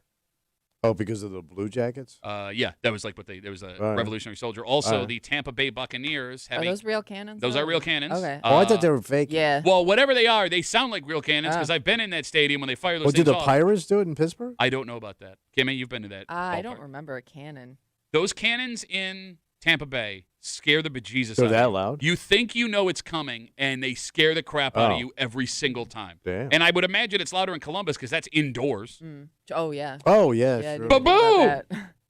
that. All right, so Yeah. I do have some bad news for the pro-cannon crowd. Again, 252 WCMF, just west of us. Last week, the town of Allegheny reminded people that discharging cannons and similar explosives are not permitted within the town after an incident that happened what looks like after Game 1 of this Montreal Sabres series. Someone fired a cannon off. Nobody was arrested. No word about an arrest It's or going to anything. set off a bunch of car alarms. Do those still exist? Car alarms? Every car's got a car alarm. I but I still think- hear car alarms. I think they're different. You never see anyone fall into a car and set off the alarm Oh, anymore. like all right. sensitive, you're saying? But this post has set off a debate as to whether or not cannons are legal in New York State because they're not firearms. They're classified as black powder weapons. There is nothing, according to the folks arguing for this, in state law that says they are illegal. The bad news, however, What's that? even if this theory is right from the cannoners, and The cannoners? and it is legal to own one in New York State, there are other laws that could get you in trouble with your cannon where you live. How so? Noise ordinance is one because those sons of Yeah. bitches ain't quiet. I'm guessing the noise is what people have the problem. Well, yeah, okay. Yeah. Which brings us to laws against disturbing the peace, because all it would take is someone to be terrified of what you just did, and that could cause an issue. And then fire safety regulations; those are pretty self-explanatory. Can I operate one drunk? I don't know. Because I was assuming if it's a celebratory cannon, you've probably been partying all day, like a 4th of July Sure. type of thing, New Year's Eve, Yeah. NASCAR events. I'm guessing you got a pretty good buzz on. Yeah, but I'm guessing, well, to your point though, like a person that's gonna buy a cannon also probably isn't concerned with being sober when they operate the cannon. If you're too drunk to fire your cannon, you might be a redneck. What you're saying? I think so. All right, What about every now and then you see like the decorative cannons? you do. Like you'll see them like in a garden or like. oh, those little yeah. Okay. Are those like? Could you make those like? Are those functioning cannons I hope that they're using? Yeah, or are it's to those protect the just- azaleas. Boom! Like obviously you don't use them, but could you? I've never seen one of I these. thought they Oh, were. I've seen them at like in like like town centers and things. They'll have them Oh, like. those Oh, cannons! You know you're what I'm talking talking about? about those are all like World War. Yeah, they look like antique One. cannons. Yeah, those are functioning. They were But at one could Well, point. I they think work? they disable them. I hope. Could you Well, I make don't it a know. new cannon? Could you like get back in there That's and put what all I the guts was- back? I guess curious. you could. I don't. I'll be honest with you. Here's how stupid I am. I don't know how the mechanisms of a cannon work. Well, I you don't- just light the back, you drop the ball down Yeah, the but front, what- and you get back. I understand. How does it make it explode? The explosion behind the ball shoves the ball How do you? out the Okay, tube. but what do you just pack it full of powder? Guess. Because if That's what I thought. So if that's the case, why would those not be functional? Because I thought they filled in the barrel with Okay. like cement, so you couldn't use them, Gotcha. or some stupid Okay. kid doesn't Maybe get his they're not head stuck in functional. it. No, that's a good call. Because I mean, there are experts across the country that specialize in that, And what? filling up the barrel. Like your mom, for example, didn't she make a really good living stuffing that barrel so a kid wouldn't get their head stuck in it? So a kid would get their head stuck. No, wouldn't. You don't want a kid to get your head stuck in your mom's barrel. Help me, help me, help me. Well, you didn't have to say it twice. I didn't, and I said it 3 times, but I didn't. Let's go from danger at home yeah. to danger on the road. What happened? It's a dangerous break room. Be scared. There is a hotel motel in the town of Greece that was shut down. In Greece. Yes, you got it. And we'll tell you the reason why. However, folks that live around the hotel motel, and the reason I'm saying this is you're going to have to decide which one it is Okay. based on what it is. Folks who live around it all of a sudden were surprised to see it operating again, Oh. despite the fact that they weren't told that the issues were remedied. And there are 2 kinds of hotels that you don't want to stay in. There's the dangerous No, of course. and there's the dirty. Ah. But if you had to choose, Okay. we'll get into it next here in the break room. Let's see you, Beth.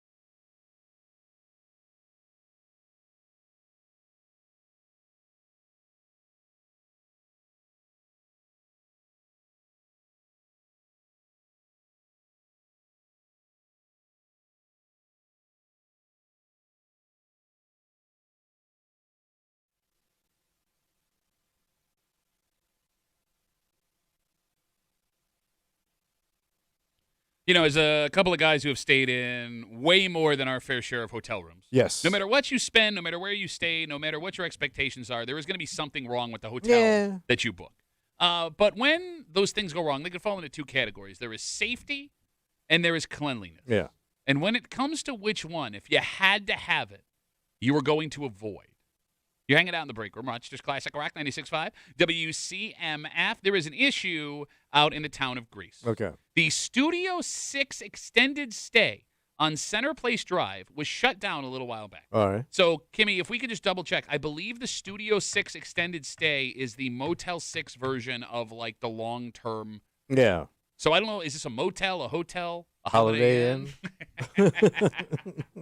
Like I'm trying to picture what this would look like. Rough. Okay, well, don't be a bitch.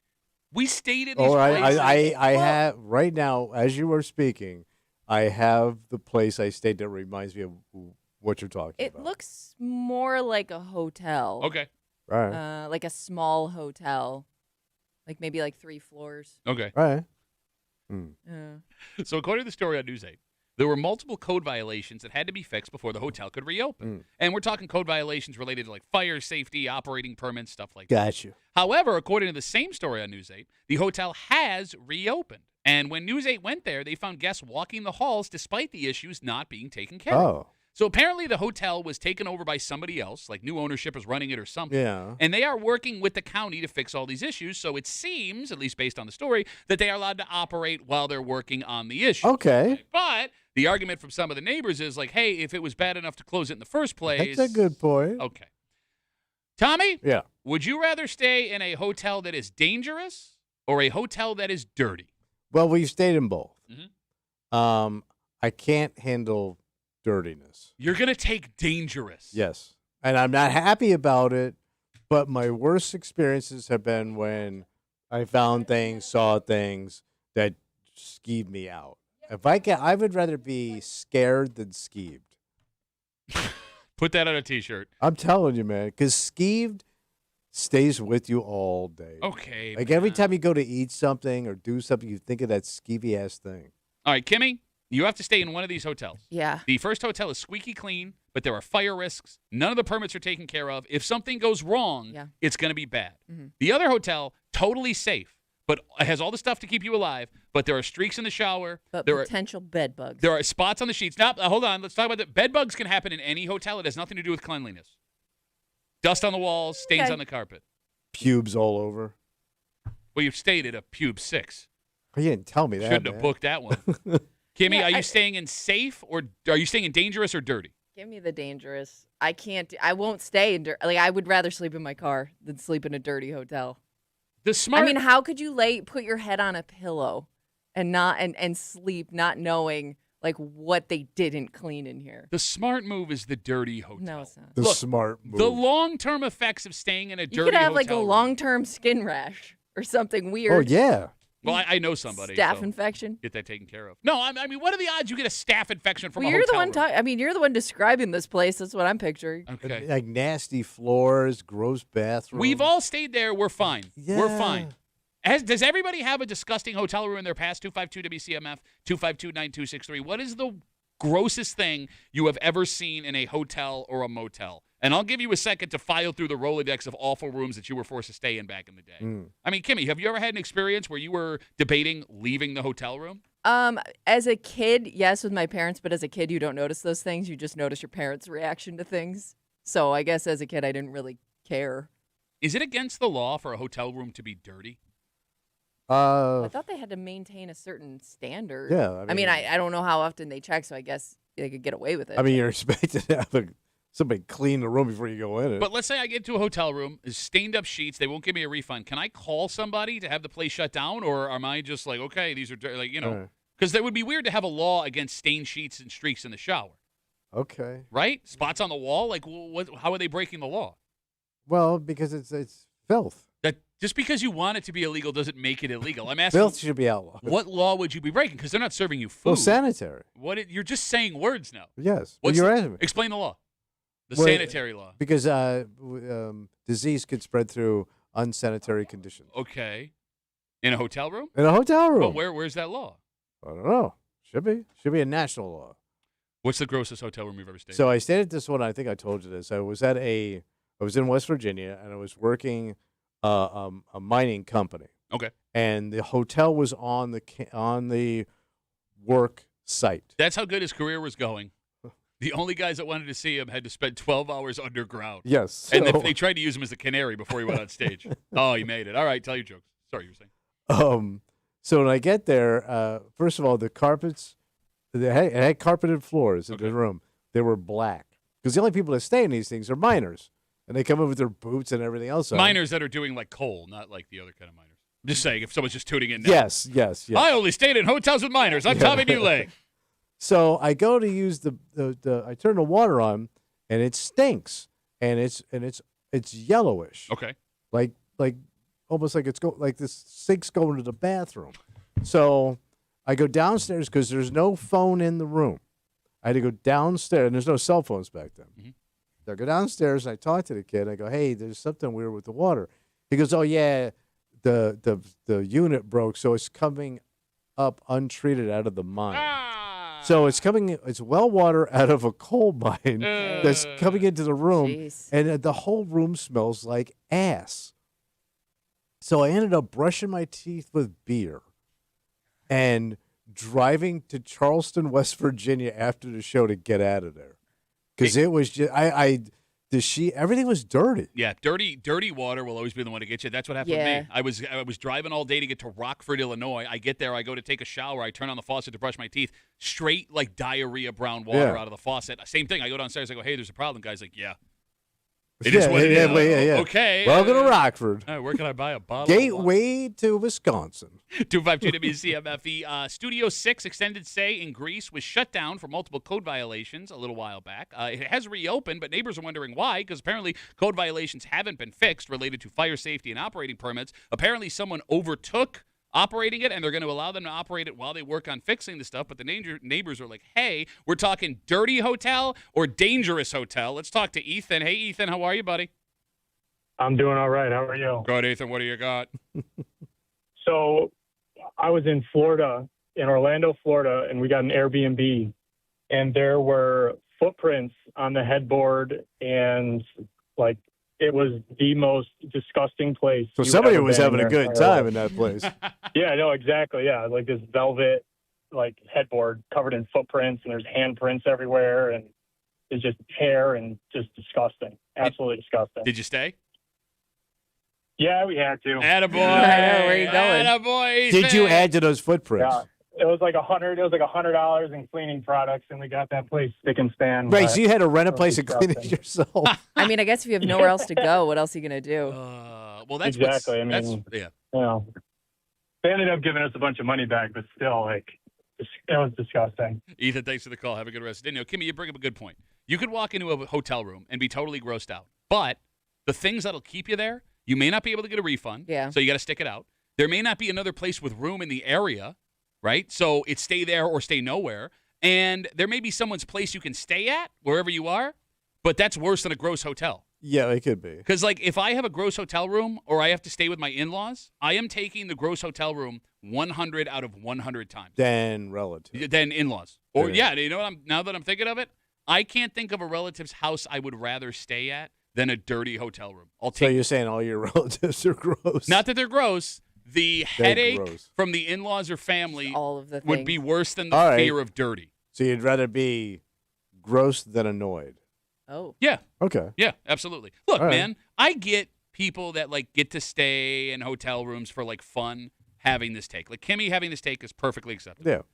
Having done what we did Yeah. and only staying in the bottom of the barrel It would be the worst place in every town. You got it. Like, I'm still here. It was fine. We made it through. But the scarier stuff didn't end up being that bad. The Like- gross stuff was gross. You couldn't walk. You couldn't make your way around. The things that I thought were scary or bad Didn't affect you. didn't happen. Okay. You know what I mean? It was theater of the mind. But they almost. could. They could have. I mean, I stayed at some places that look like some of these people look like they just got out of the joint. Well, no, that was most of the places we stayed. Yes, but then I also had delicious chicken off a hibachi in the parking lot. It is amazing how many of those motels. Man, and people cooking outside. Yeah, yeah. It's completely illegal. I mean, look, man, I'm gonna push this desk against the door. Yeah. But I will thank you for the chicken. I'll That's hear very nice. screaming, but that might be the sauce on the chicken. Justin writes on Instagram, looks like everyone's going with dangerous. He says, dangerous hotel is the way to go. My fiance and I stayed in a hotel in North Carolina where there were active cockroaches and spiders climbing the walls and furniture. That's a southern cockroach, man. He ends up going on. We ended up getting a new room, and we're paranoid the room was infested. We got our money back, though, so that was a plus. Free room, Justin. What are you bitching about? With cockroaches and but southern spiders. I was going to say, if one room has cockroaches, they probably all have you're cockroaches. infested. Yeah. 252 WCMF. Let's talk to Tom. Hey, Tom, how are you, buddy? Good morning, everybody. My wife and I went to a wedding a few years ago in Bennington, Vermont, and there was a hotel, if you want to call it that. It was when we got our room, we walked in, and all the windows were open, and it smells really musty. It's nasty. And then, we were kind of questioning that. So we went to the wedding, got back to the room and all that, and I took my shoes off, and I stood on the rug, and it was like, less than an inch of water. Wait, there was yeah, dude, it was like the concrete was sweating because it was in the middle of the summer. But this place was just terrible. We slept about 5 or 6 hours and got the heck out of there. It was just the grossest hotel I'd ever been in. We ended up calling it the Parasite Inn. It was terrible. Got him. Tom, thanks for the call. I was doing a gig in Hartford, Connecticut. Yeah. All right. And it was like one of a those. surprisingly dump town. I always enjoyed Hartford. Really? I always thought it was kind of run down. I thought it would be nice. It's all malls. Anyway, we're getting deep into I'm sorry. The hotel was like 30 minutes away from the club, which was in a mall. And I get there, and it was a hotel that had just been purchased, and they were, like, refurbishing it. So they put me down in, like, way far away from the desk. I get in. It was winter. The room's, like, 50 degrees. But I love cold. All right. So you're good. All right. So I get in. I pass out. I'm, crashed out, whatever. At, like, 7 o'clock in the morning, my door just opens, and 3 guys with, like, work belts walk in. Right, into your room? Yeah, and they go, what are you doing here? And I go, what are you doing here? And they go, the heater's not working. And I go, oh. Yeah. And they're like, sounds like you were shooting a gay porn. Well, somebody's got to warm us all up. You know what we don't have in modern pornography? What's that? Great funk music. Yeah, true. You know what I mean? What happened to the gay porn funk that we all became accustomed to? Those guys broke up. No, but like they get on the radios like, there's a human being in this room. And I'm like, Yeah, that would scare the crap out of me. Got a new room, though, so that was going for it. Look, the good news What's that? in modern times with the dirty hotel rooms, it is easier than ever to avoid the places that are gross. Yeah, you're not like showing up to a surprise most of the time. You got it. Like Get a little bit of a heads up. All you have to do is Google the place. You will get reviews with pictures from former, guests. Yeah. Like Tommy, when we were on the road telling jokes, it was a spin of the wheel. Oh, yeah, you didn't know what you were going to get. And it was easy to get fooled. And just because a hotel has a certain name or had a certain name didn't guarantee that it was a good hotel, right? So, buyer beware. Yeah. Enjoy your holiday summer drive. Like,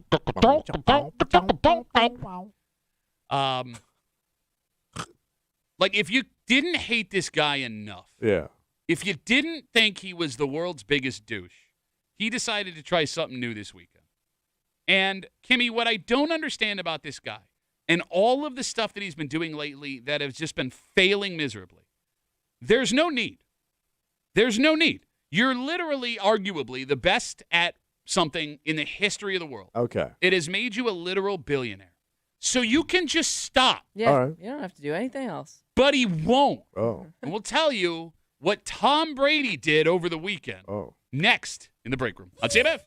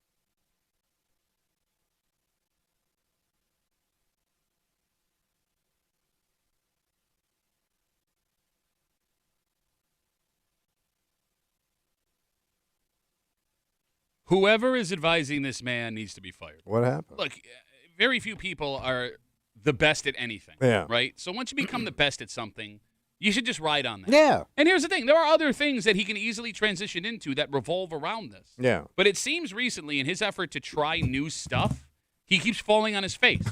And he did it again over the weekend. What did he do? You're hanging out in the break room, Rochester's Classic Rock 96.5, WCMF. It's safe to say that nobody in Western New York likes Tom Brady. Yeah. I would argue outside of New England and Tampa Bay, nobody likes Tom Brady. Yeah. And Tom Brady decided over the weekend to try something he's never done before. Okay. I am surprised he's never done this before.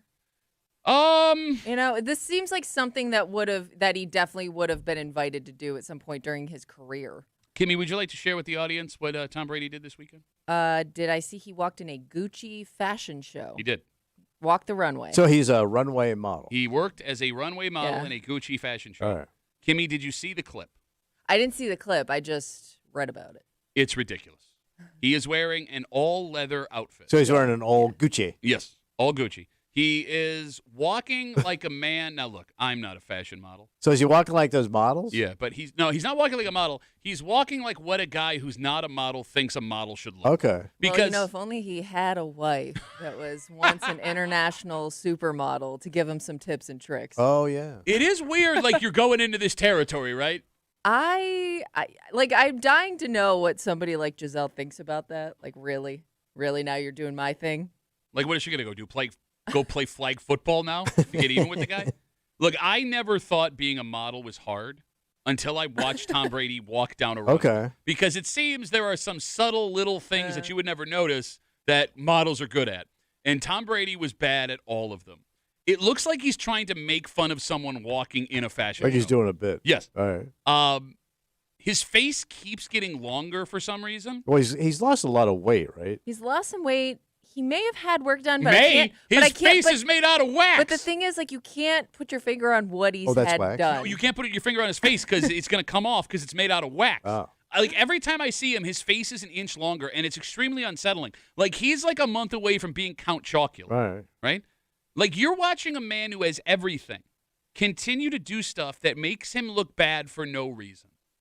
Because Tom Brady's kind of had a rough run recently. Well, since he left football. Yeah. Okay, so his wife leaves him for a judo instructor. Yeah. By the way, she's pregnant with his baby now. Oh. So I don't know if you saw that story.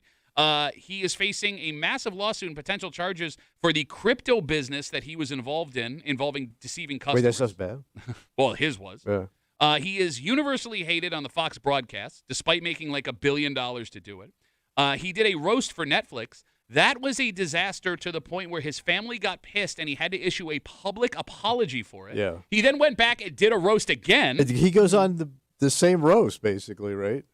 Yeah. That he says is no good. Yes, and then makes a joke about how embarrassing it was in the first one. It Yeah. wasn't that good. He did that flag football event, put it together, that exposed that NFL players are not nearly as good as the current U.S. flag football team. Because of what he did, that may have cost us NFL players in the Olympics. Yeah. Because NFL players, Exposed them. yeah, they showed they couldn't keep up. Maybe take a couple of months off, Tom Brady. Like everything, I know the guy's rich beyond his wildest dreams, and he's handsome, and he's banging the hottest chicks in the world. But like over the last 2.5 years, everything he touches turns to crap. But he's bored. Yeah. He's got to be bored. Go into coaching. You own an NFL franchise. Yeah. Oh, that's a good Yeah. idea. All right. I'm watching the video right now. Yeah. He looks like, because he's dressed in all black leather. And the way his face is, he's like doing like this. He's doing smirk. what is that thing in Zoolander? Yeah, like I don't know what blue There's a steel. look. Yeah, blue steel. And if you just isolated his image, he could be the evil villain in any superhero movie. Bro. He just looks scary. He looks kind of scary. Everything he does, here's what bothers me. What's that?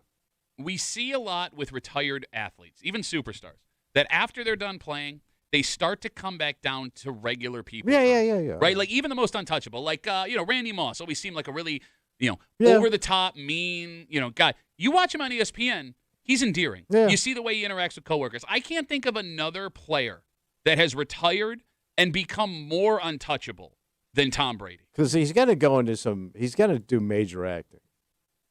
As he's tried it, it hasn't caught. He Well, was not in, like Goofy. he was Yeah, in he's Ted had- too. Yeah, he's had like cameos. I'm but saying not where he's an actual legit character. acting. Like But what? you're never going to Who not knows, see man? Tom Brady. No matter what role he plays, he's going to be Tom Brady. But Yeah, you know they're going to yeah. offer him something, and he's going to take it. No, I think Kimmy's right. He's too famous, Yeah, even I if he think- was good yeah. at it. To be It able would be to pull like it off. like Nothing else LeBron is James. stopping You him. know what I mean? Like if you would never not see LeBron James because I know he's had a couple roles and things. But he But he was did he a- play LeBron James in those movies? Did he? I can't remember. I never saw. The one I'm thinking of, I think you're right. I think he did play himself. But still, like you're just too big. You can't be another person. 252 WCMF. Over the weekend, Tom Brady walked as a model in a Gucci fashion show. And I'm telling you right now, go find this video. It's the most ridiculous thing you've ever seen. He's in all leather. Hey, is Gucci going bad? I don't know. But they got Tom Brady. That's what I'm saying. They go in bed. Everybody knows what Gucci is. I don't think you need Tom Brady to brand Gucci. I don't know if Gucci is like high end or it's like the thing you can get at Kaufman's that everybody I think it's high end. Okay. Because like Coach is like supposed to be like high end, but you can also like everybody's. Once it starts to become accessible. Yeah. I know when my wife sees Gucci, she wants to go in that store. Okay, so Gucci is still high end. I guess. All right, because like there's two levels of high end. There's stuff that rich people buy, and then there's stuff that middle class and poor people buy because they think rich people All right, so buy give it. me an example. Well, a Coach would be an A Coach example. bag is a. Well, like there's expensive Coach stuff, But but it like doesn't make you. But rich people don't know what that. okay. Rich people know that Middle you ain't class rich. and lower end people think rich people have it. All right. I've never met anyone with money that has a Coach Oh, bag. All right. But there you like go. I knew a bunch of girls in high school whose moms lived in Greece and had a Coach purse. Do you Oh. get what I'm saying? Gotcha. Well, I'm just like going through the list of models that they had at this show. Okay. It's like Paris. It's people like that would have been famous when we were teenagers. Okay. Paris Hilton. But she is a model. Lindsay Lohan. Okay. Hey, Lindsay Lohan. Who was the other person? Kim Kardashian. All right. Cindy Crawford was in there. Ooh. Cindy Crawford. Yeah. Calm down, old Yeah, man. Tom Brady.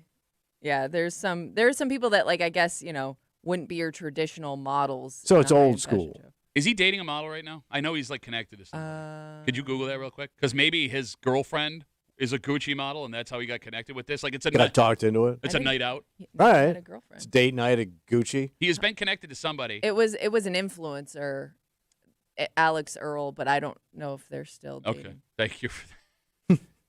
Wait. Okay. It's weird to me. She was like a podcaster. Gotcha. I'm going to sound like an old man. All right, go ahead. It's weird to me that you can have a podcast for a year and then be on the stratosphere of Tom Yeah, it's Brady, amazing. right? It's happening all of a sudden. Yeah. Because I'll see like athletes. Oh, he's with podcaster Denise DeMario. I have no idea who that is. Okay. Oh, she's got a podcast called Yeah. Eggs in the Attic, and the most popular podcast ever for women between 23 and 45 who have dads that also were minors. Like I don't know what the hell's happening here. I don't know who you are. In my day, you had to be in a movie or have an album out. You needed a You got to script. be on the TV. Get on the TV and then You we'll talk. needed an agent, and they wrote the jokes for you. So I guess the point I'm getting at is Tom Brady sucks. that, and if Kimmy works a little harder on the podcast, she could be dating Sure, Tom yeah, Brady in yeah. 6 months. Oh, Totally. there you go. I don't know. I heard I have to try harder. Who said that? About what? I don't know. You tell me. Well, this morning when we were talking about when you were bemoaning how Kimmy never wears shorts, Yes. What? well, you said that she doesn't try hard enough. I didn't say that. I said that last week. No, you said it. so literally. it doesn't count. Okay. I said that last week. Doesn't count. I said you should try. I said. Yeah. I said- said. I said. I said. Uh-huh. Kimmy's the prettiest girl in the building. But Yeah, try a little harder. so you did say it. That's all I'm saying. But it's all I repeating your cover. words. Did I not say you're I pretty? don't know why you're getting all weird about Did it. I not say you're pretty? Look. It's easy, Kimmy. It's easy. No. Did I not compare you to every other woman and say you're the prettiest gal in the Stop. building? Now I'm uncomfortable. And this is 6 floors. He's got a hula hoop. He'd like to. I don't know what's on above floor 2. Like when we were talking about how hot it was this morning. I Uh-huh. mean, Kimmy's idea of you trying harder is just showing off the gams. Apparently, Yeah. What? You said she never wears shorts. Well, I just said that I don't see Let's her. let those girls breathe. Come on, ladies. It's been 10 years and I've never seen your legs. I don't think. Have you ever seen her in shorts? No. No, I never even considered it until you brought it up, you creep ass bitch. But you knew I was right. I don't know. I don't look at Kimmy's legs when she walks in every day. But you see, I not sexually, but you see somebody walk Sure, into sure, a sure. room. Oh no, not Like another many day. people, Breezy walked into the room. It's Not Breezy. another day of jeans. Oh man, how many years do I have to work in the break room before I get to see Kimmy's fabulous stems? Nice pins. You want to talk about her clipper? Or I'm not No, getting I'm asking anywhere a question. near He's so any of this. What? You started it. Clippers and stems and pins were never mentioned. Oh, my. Clippers and stems of pins. Oh, my. All right, let's take a break.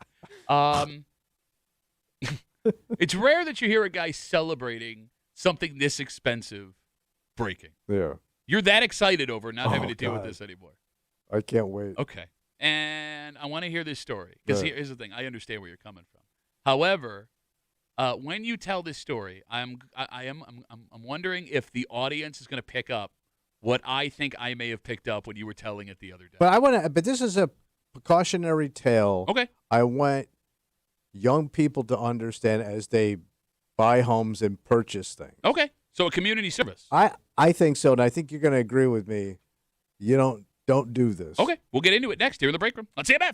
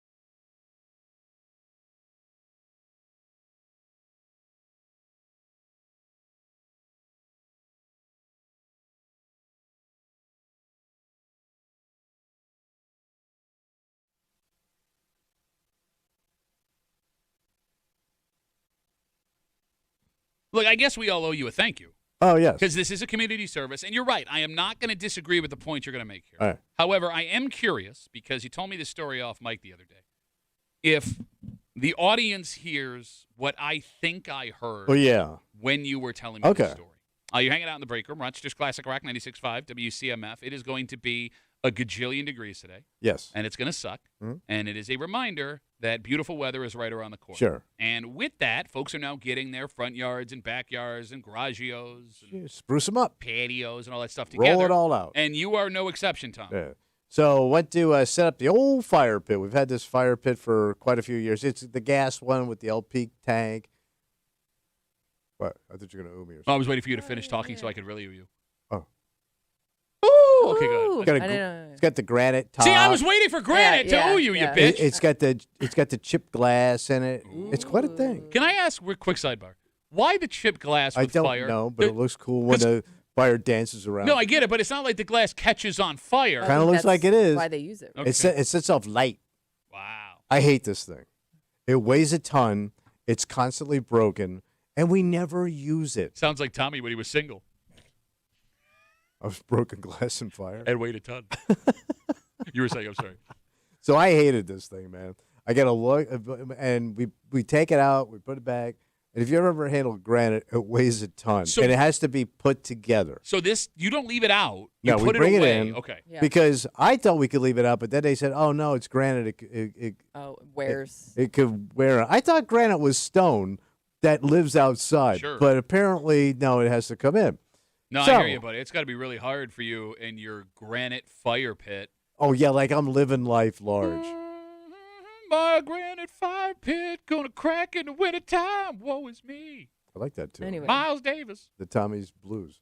So. But this is a heavy-duty fire pit that you were probably expecting to have for quite some time. Yeah. So I assembled it this year. Put the top on. There's a huge crack in the granite. It's huge. Runs straight across. That sucks. Oh no, it don't.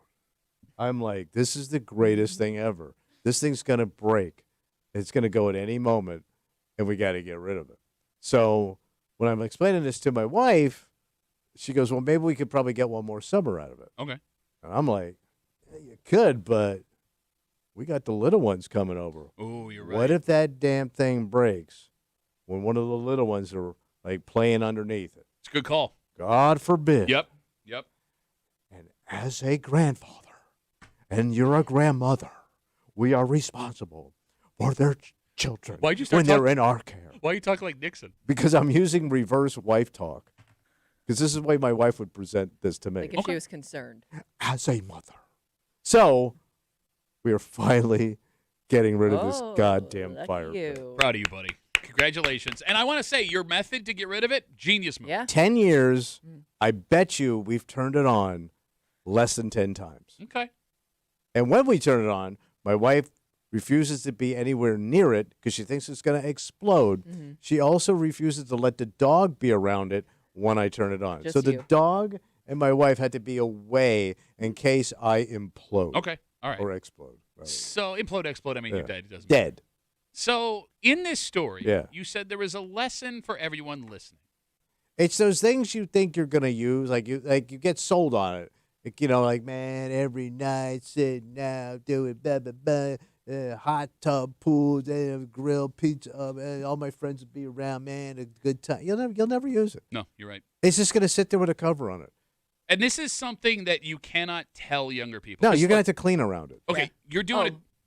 I mean, you guys don't attend wedding showers probably as often as I do. Yeah. But the amount of things that I see on those lists that I just know you will never, ever use that. Yeah. Maybe you get one use out of it, and then it's going to go away into storage and never see the light of day. 252 WCMF, the littlest use you ever got out of an item. Because what you're saying is 100% true. Yeah. And the service you're doing to all younger folks listening, it's a nice service. Here's the problem. You cannot tell someone this. No, you cannot. They can only learn this. Yes. Yeah. Because you're right. Right? I mean, look, because even to this day, despite the fact that you and I and Kimmy all know this is true, we still fall for this, man. We see something cool and shiny and maybe a little expensive, and you go, I'm going to use this 1,000 times. It's going to be awesome. And then you bring it home, and nobody ever touches Well, it. I think we mentioned this earlier. The three of us bought a Blackstone grill, and I use mine every night. You've turned yours on once. We all bought them around the same time. Yeah. I'm using it Sunday. And that'll be the second time in, 3 years you've turned it on? I didn't realize my daughter would be playing hockey every Sunday all year round. But there it sits, right? You're right. It's the stupidest investment I ever made. Yeah. And it sucks because I want to use it. But there it sits. Right there, just hanging out in the backyard. But here's the thing, man. What? You also don't want to be the guy in the neighborhood that doesn't have something cool in the backyard. Like, you don't want to have the plain backyard. Because here's the thing. I don't want... the smart guy. Well, you're right. It is the smart guy. You are the smart guy. But even someone who doesn't like to do anything, I am the only person in my neighborhood that doesn't have, like, an above-ground pool. Or I don't even have a fence in my backyard. But it's all work. Yes, it's all work. yes. It all requires your attention. And I remember, my old man was always a big boat guy his whole life. Mm-hmm. And his best friend and business partner also owned a boat. And they would boat together. The couples, they go out, boozy weekends and all that. And one day his business partner, Vern, didn't have a boat anymore. And he's like, Vern, why'd you get rid of your boat? He goes, well, you got a boat. Just use your boat. Vern finally woke up and go, hey, man, we got 2 boats. Why am I buying a boat and maintaining it when you love doing this? I'll just sit on your boat and get drunk. I love how he used your dad's logic and your dad got pissed at him. Yes. Something your dad absolutely would do. Yeah. 252-WCMF, 252-9263. Dan writes us on Instagram, Duffy on WCMF. I gave away my 500-pound KitchenAid mixer, made a baker happy, and never looked back. One of those big-ass industrial mixers. No, look, there are 3 places where you live where these things will show up the most. The backyard, absolutely. That's probably the biggest. Yeah. The kitchen is 2. Sure. And the basement is 3. Oh, yeah. Like a pool table, an air hockey table. Ping pong, the all fun that things. stuff. All of these things. Because, look, I would love to have, like, a ping pong table. Yeah. Oh, you know what I really want? What I've always wanted my entire life. What? Bubble hockey. Oh, okay. Bubble hockey. But you never use it. But that's just it. I got no one to play bubble Right, hockey with you in my can't house. do it by yourself. Exactly. Yeah. Like, you know how sad I would be running from side to side on the bubble hockey machine? And those things are like $5,000. Yeah. The other one I think started a few years ago, the outdoor bar setup you could buy. Mm-hmm. Like you could have like a whole tiki theme bar. It's like a shed. Yeah. You put it in your backyard. Oh, yeah. They sell them at Costco. Yeah. Yep. Yeah. All your buddies will Yeah. be there every night, man. You'll be playing. It'd be like Key West in your backyard. All your friends. You'll never use that thing. I almost fell And for that. I think that's the key, though, is most of these items you're purchasing with the intent to host. Right. Like you're buying You know what it's them gonna host? A for pregnant other raccoon. Yeah, other people, not so much like for daily use. Yeah. It's like when I have people over. Oh, the bashes we're gonna have. Yeah. All right. Phone number is 252-WCMF, 252-9263. Again, if you're just joining us, Tommy has this fire pit that he despises. Oh. Made out of granite and glass. Granite and glass, buddy. It's like having the Bellagio in your backyard. Yes. And you've had it for a decade. You hate lugging this thing in I and hate out. it. It's awful. Turning it on. You went to go bring it out of storage, and you realized the granite was cracked. And you're over the moon. Yeah. Even though it cost how much when you bought it? A lot. You can tell me you don't know. I know. You can tell me you don't I'm know. embarrassed at the price. Well, we're all waiting with bated breath. 3 G's. Holy crap! Wow. 3 G's 10, 12 years ago. You spent $3,000 to set it on fire? Yeah. Literally. Yeah. I have a question because it's broken. You've convinced your wife to get rid of it. Yeah. Will you be replacing it with another one? No. Let's put a pin in that for a Okay. second. All right. Because you tell this story, and you're doing a great community service to everyone that's listening. But when you told me this story off the air the other day, Yeah. I heard something. And I'm curious if anyone else listening to the show right now. What'd you hear? You hate this fire pit? Yeah. There's nothing you would want more than this thing to disappear, right? Yeah. Then all of a sudden, you're there by yourself, and you see that it's broken. Yeah, I had a crack in the top there, the granite. What? Did you break the fire pit? I'm like breaking the fire pit. Did you? It kind of sounds like you broke the fire pit on purpose. Do you think I broke the fire pit? Look. I wouldn't judge you if you broke the fire pit. It broke in transit. Did you intentionally break the fire pit? No. How would I even do that? Like drop it? Or like have slipped off the side and hit something? You broke the fire Are you pit. saying possibly that my little weakling midget arms dropped the granite and it's not my fault? Does everyone listening have something at their house they want to break? Something expensive that they despise? something for the outdoors like you're describing, a vehicle, something that their spouse or kids has that makes a ton of noise or takes up a ton of time. Yes. And if you were alone with that thing and had the chance to destroy it without the evidence pointing back to you, you'd consider it. I can tell you the number one thing Oh, marriage. Yeah. that I'm sure people are hoping breaks. Holiday decorations. Break them, but would they break them on purpose? Not that they would break them on purpose, but you've been doing it for so many years, lugging this thing in and out of storage that you just got to be praying that one day it's no longer useful. I hate Christmas lights, outdoor Christmas lights, because my wife has nothing to do with them. It's too cold, so you had to go out there and brave the elements and work with electricity. Sure. Which you're not qualified to do. It just sucks. And the other thing is, by the time they go on, we're asleep. No, you're right. I never see them. You're right. You're right. But here's the problem. You break the Christmas lights, they're easy to replace. It's also a sin. Is it? Well, It's a whole. yeah. They're holy lights. I They're don't all think blessed. I don't think they Oh, they're bless not? us. I don't Okay. think so. Yeah. But we do have an angel. I don't know how connected she is. Like when you break down the reasons you would break this stuff, Yeah. right? Like the reason you would have done it, the annoyance factor. Yes. Right? But there are other reasons you may want to break something on purpose. The biggest one, you want a new version of what you have. Okay, you want to upgrade. Exactly. Like they make something better now. You can't justify it to your partner until the old one breaks. So when they're not looking, you break it. Oh, no, what are we going to do? Yeah. But that can backfire pretty easily. Oh. Because if the one you had before broke, why would you buy a new version of this one? Okay. You know what I'm saying?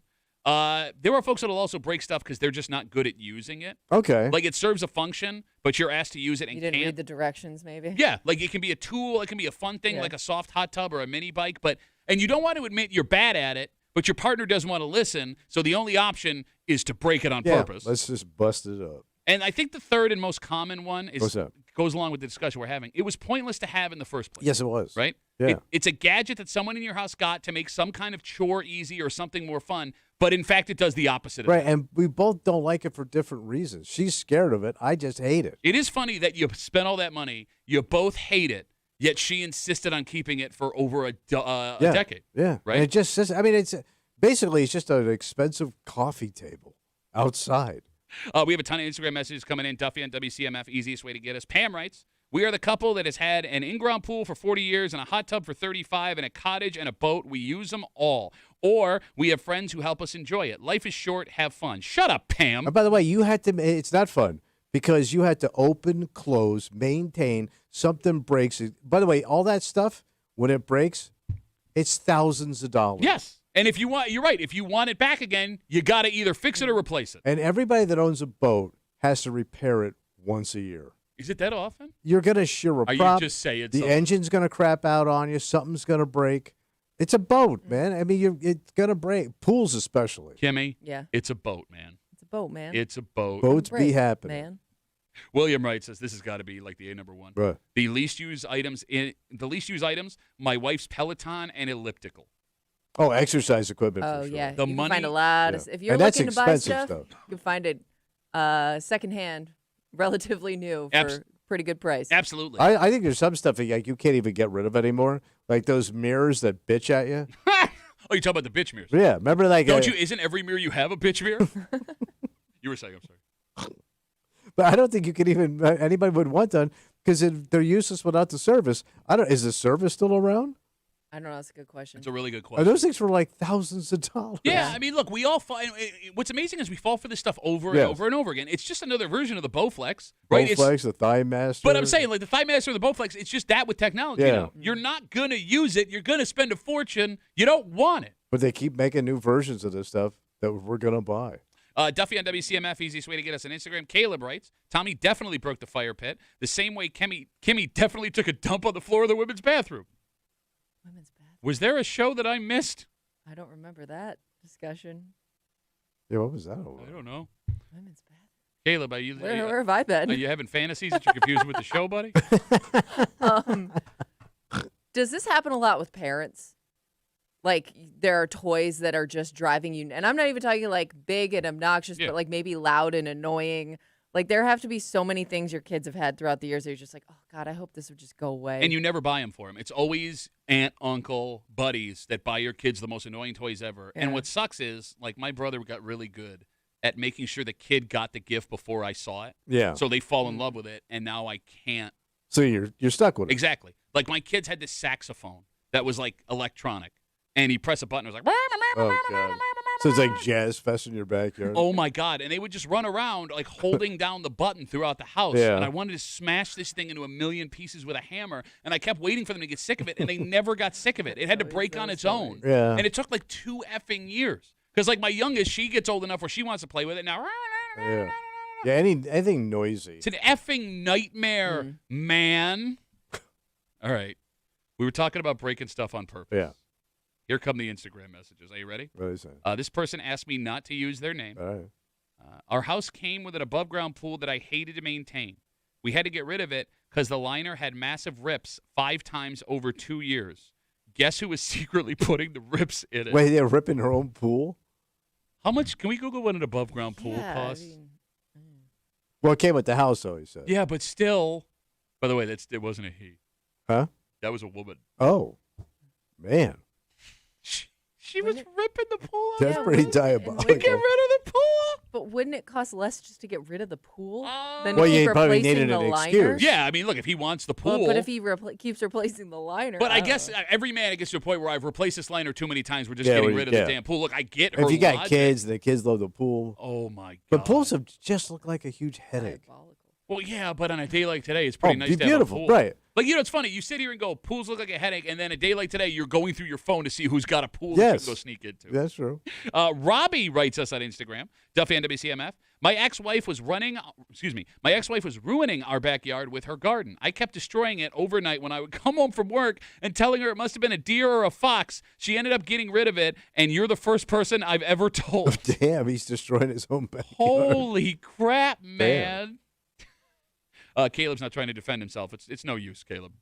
So he said the deer were doing it? No, Caleb with the dump. Yeah, Oh. this guy was saying the deer or fox were Wow. destroying her and garden. they left cigarette butts. I hate my wife's garden and plants. Yeah. I don't think I But you have don't any- get dragged into doing anything. No, but they attack me when I leave the house. What does? Her plants. Oh. Like if you cut them back a little, would she notice? Oh, yeah. Oh. Yeah. My wife has all of that mapped out in her brain Yeah. all the times. Like over the weekend, all she did was work in the garden. Yeah. Which is a quick sidebar. Yeah. If you want to spend the day and the money having a garden, Doing farm labor? yeah, God bless you. Yeah. If you come in and bitch about how hard it is, Yeah. you chose to do this. We're not. But you got to maintain. No, it's fine. We're not living in the Dust Bowl. We don't need I these just plants to can't- live. I can't picture a house you would live in if you didn't have a wife and kids. Like it would just be the most plain looking, overgrown. That's exactly what we're It'd describing. be a bunker. Okay. It'd be like one of those But, like, you'd have no D-Day land- bunkers you saw. Just cement. You in wouldn't little even have a slits. lawn. Like you would just have dirt. Yeah. I don't know. I would love like a concrete front yard or stones. Oh, so Stones now are- you're living in Stones, you'd have to Staten pick Island? weeds and stuff. It's still maintenance. No, look, I mean, I can appreciate what my wife loves as a hobby, but it would be like me playing beer league hockey and every night coming home be like, oh, man, this sucks. I'm exhausted. Like, my wife was in a bad mood because she worked too hard in the garden yesterday, and Yeah, it's like, hey, nobody forced you to do this. Nobody forced you to do this. Just like your wife getting scared of the fire pit. Yes. You want it. I know. Ah! But you turn it on and die for it. Frustrating as hell. I know. All right, let's take a break. This man is not from Western New York, Oh, but he has an affinity for Western New he York. loves the place. He loves Rochester and he loves Buffalo. In fact, he's got 2 very tight ties to these Wow. places. And this will be the first time in a long time he will not have the ability to come to Western New York for this. And in a national interview, he lamented that And he's a famous guy. Yes, that he's going to miss it. And we'll get into it next here in the break room. Let's see that.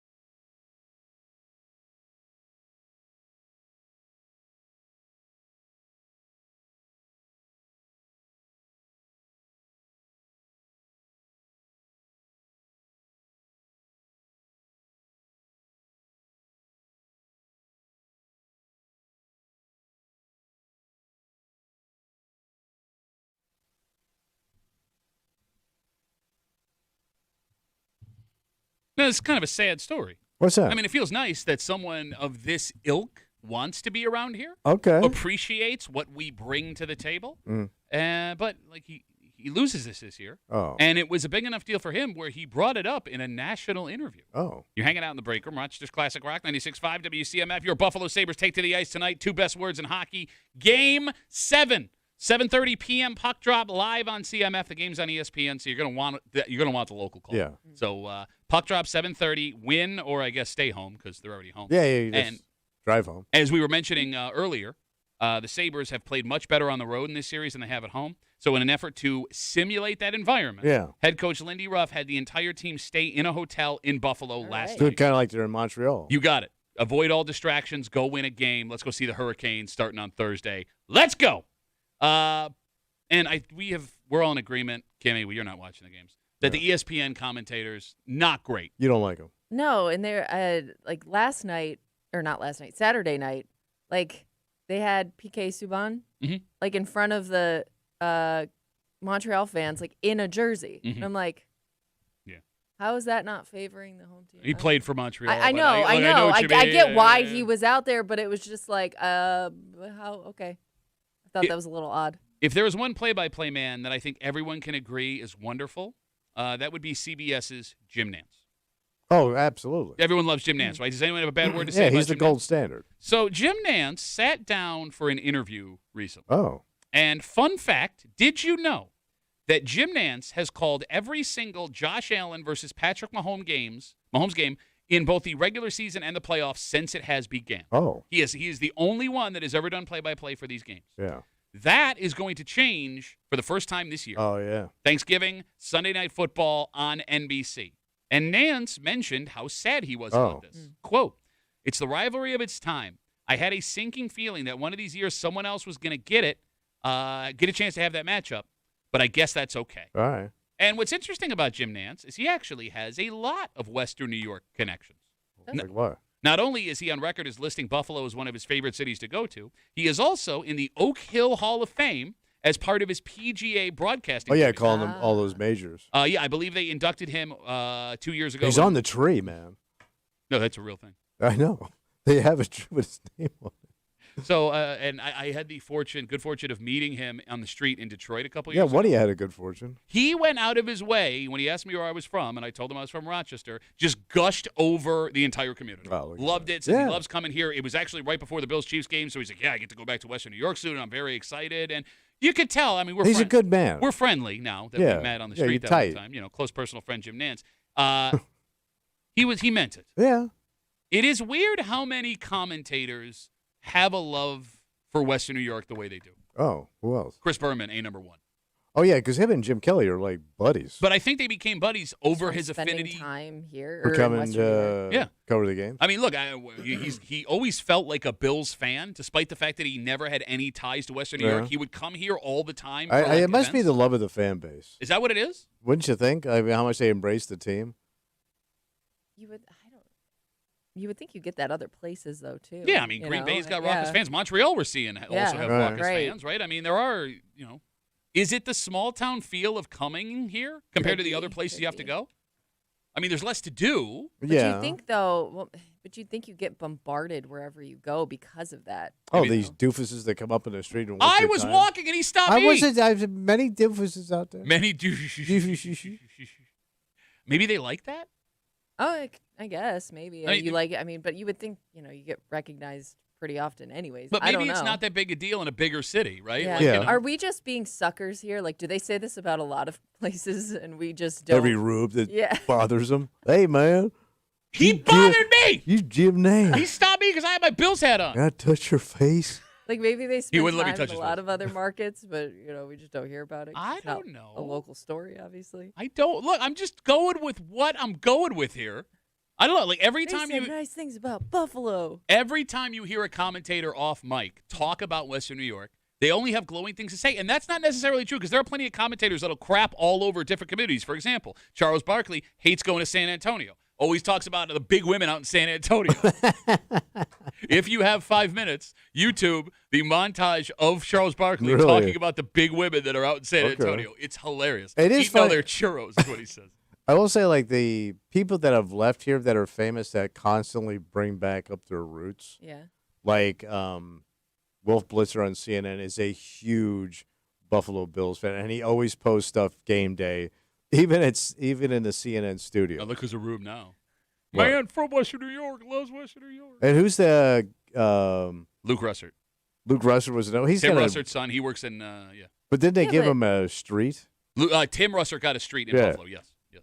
But guys do that for, I mean, people who are from places do that for teams all the time. Like, you know. Kim, you should have been in the parade. Well, You did no good parade? I am It's saying, not. like, you kind of know You'll never see my legs who's a again. fan of who because, like, you'll see them wearing, like, a Philly jersey or you'll see, I didn't hear what you said. I said, you'll never see my legs again. Oh, Trying to make him as uncomfortable as possible. well, he looks uncomfortable right now for many reasons. Or he's trying to get a glimpse around the console. Where's that going on over there? Oh. Checking out my ankles.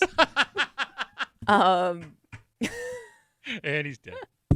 No, but you see guys wearing jerseys of like the teams that they root for, especially if they're doing well in like in a playoff situation. I don't know. I've never seen anybody openly root for a team in the middle of a news broadcast. I mean, Tim. Hey, we close to the Strait of Hormuz and go Bill.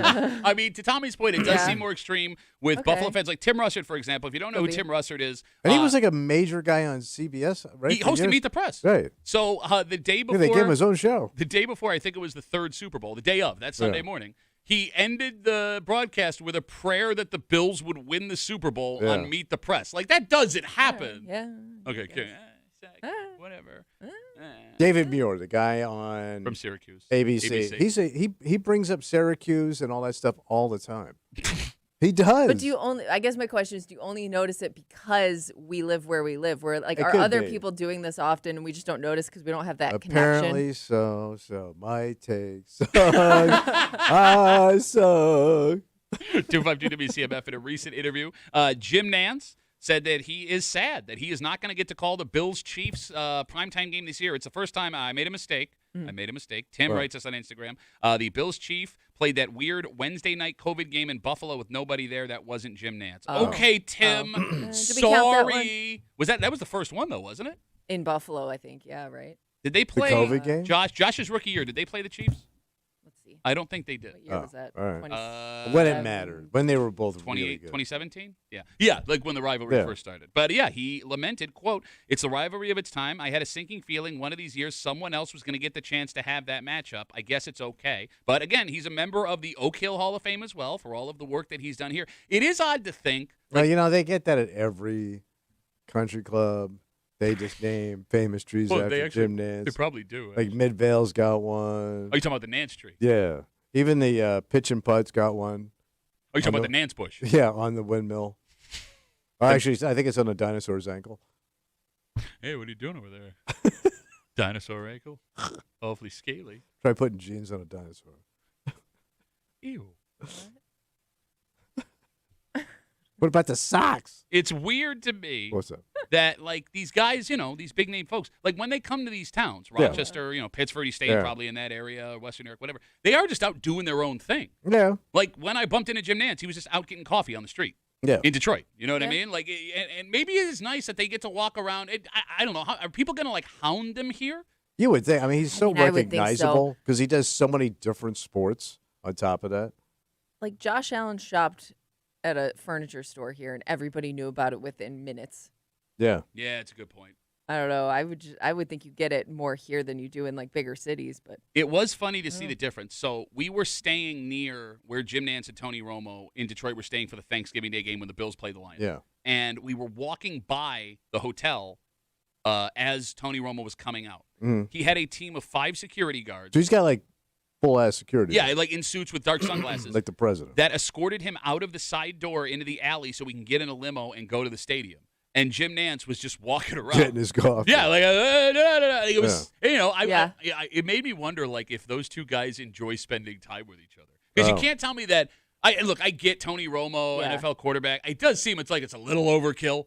what do Yeah. you mean? It's not Tom Brady. It's Tony F. and Romo. What's overkill? All the security and everything for Tony Romo. Oh, gotcha. But like, Yeah. you can't tell me that those two guys sitting in a room together are going to hit it off. One insists on having that security, and the other guy just walks down the street and gets a One couple. I guy's always right. assume though, when you have that kind of job, like there's such big egos involved that none of those people are actually friends. Hmm.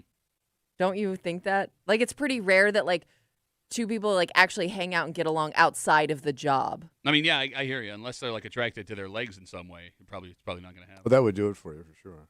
Thank God you wore your shorts today. Got a boner for varicose. We come back, wrap it up. We get ready for tonight. Ooh. We do it next on CMF.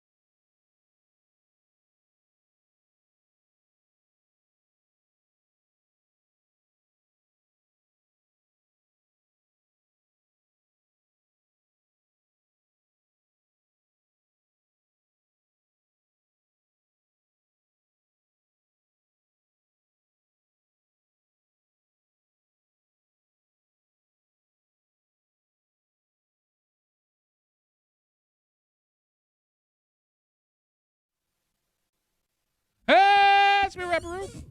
Audio Monday Rapperoo. Yeah, one job. One single job. Monday, Brickroom CMF. The Mace tomorrow, Tuesday. You know what that means. What's Kimmy doing in your hood? Kimmy's got a post on the neighborhood app. Last Tuesday, we witnessed history. For the first time ever, Oh, my God. a man won back-to-back championships. Yes. 2 of them from Ben's dark, smelly, awful hole. He lives there now. There's no way he does 4. No, And- of course It's- not. It's impossible. Look, It's going to be really, really hard. all day Tuesday, I was getting messages from listeners Yeah.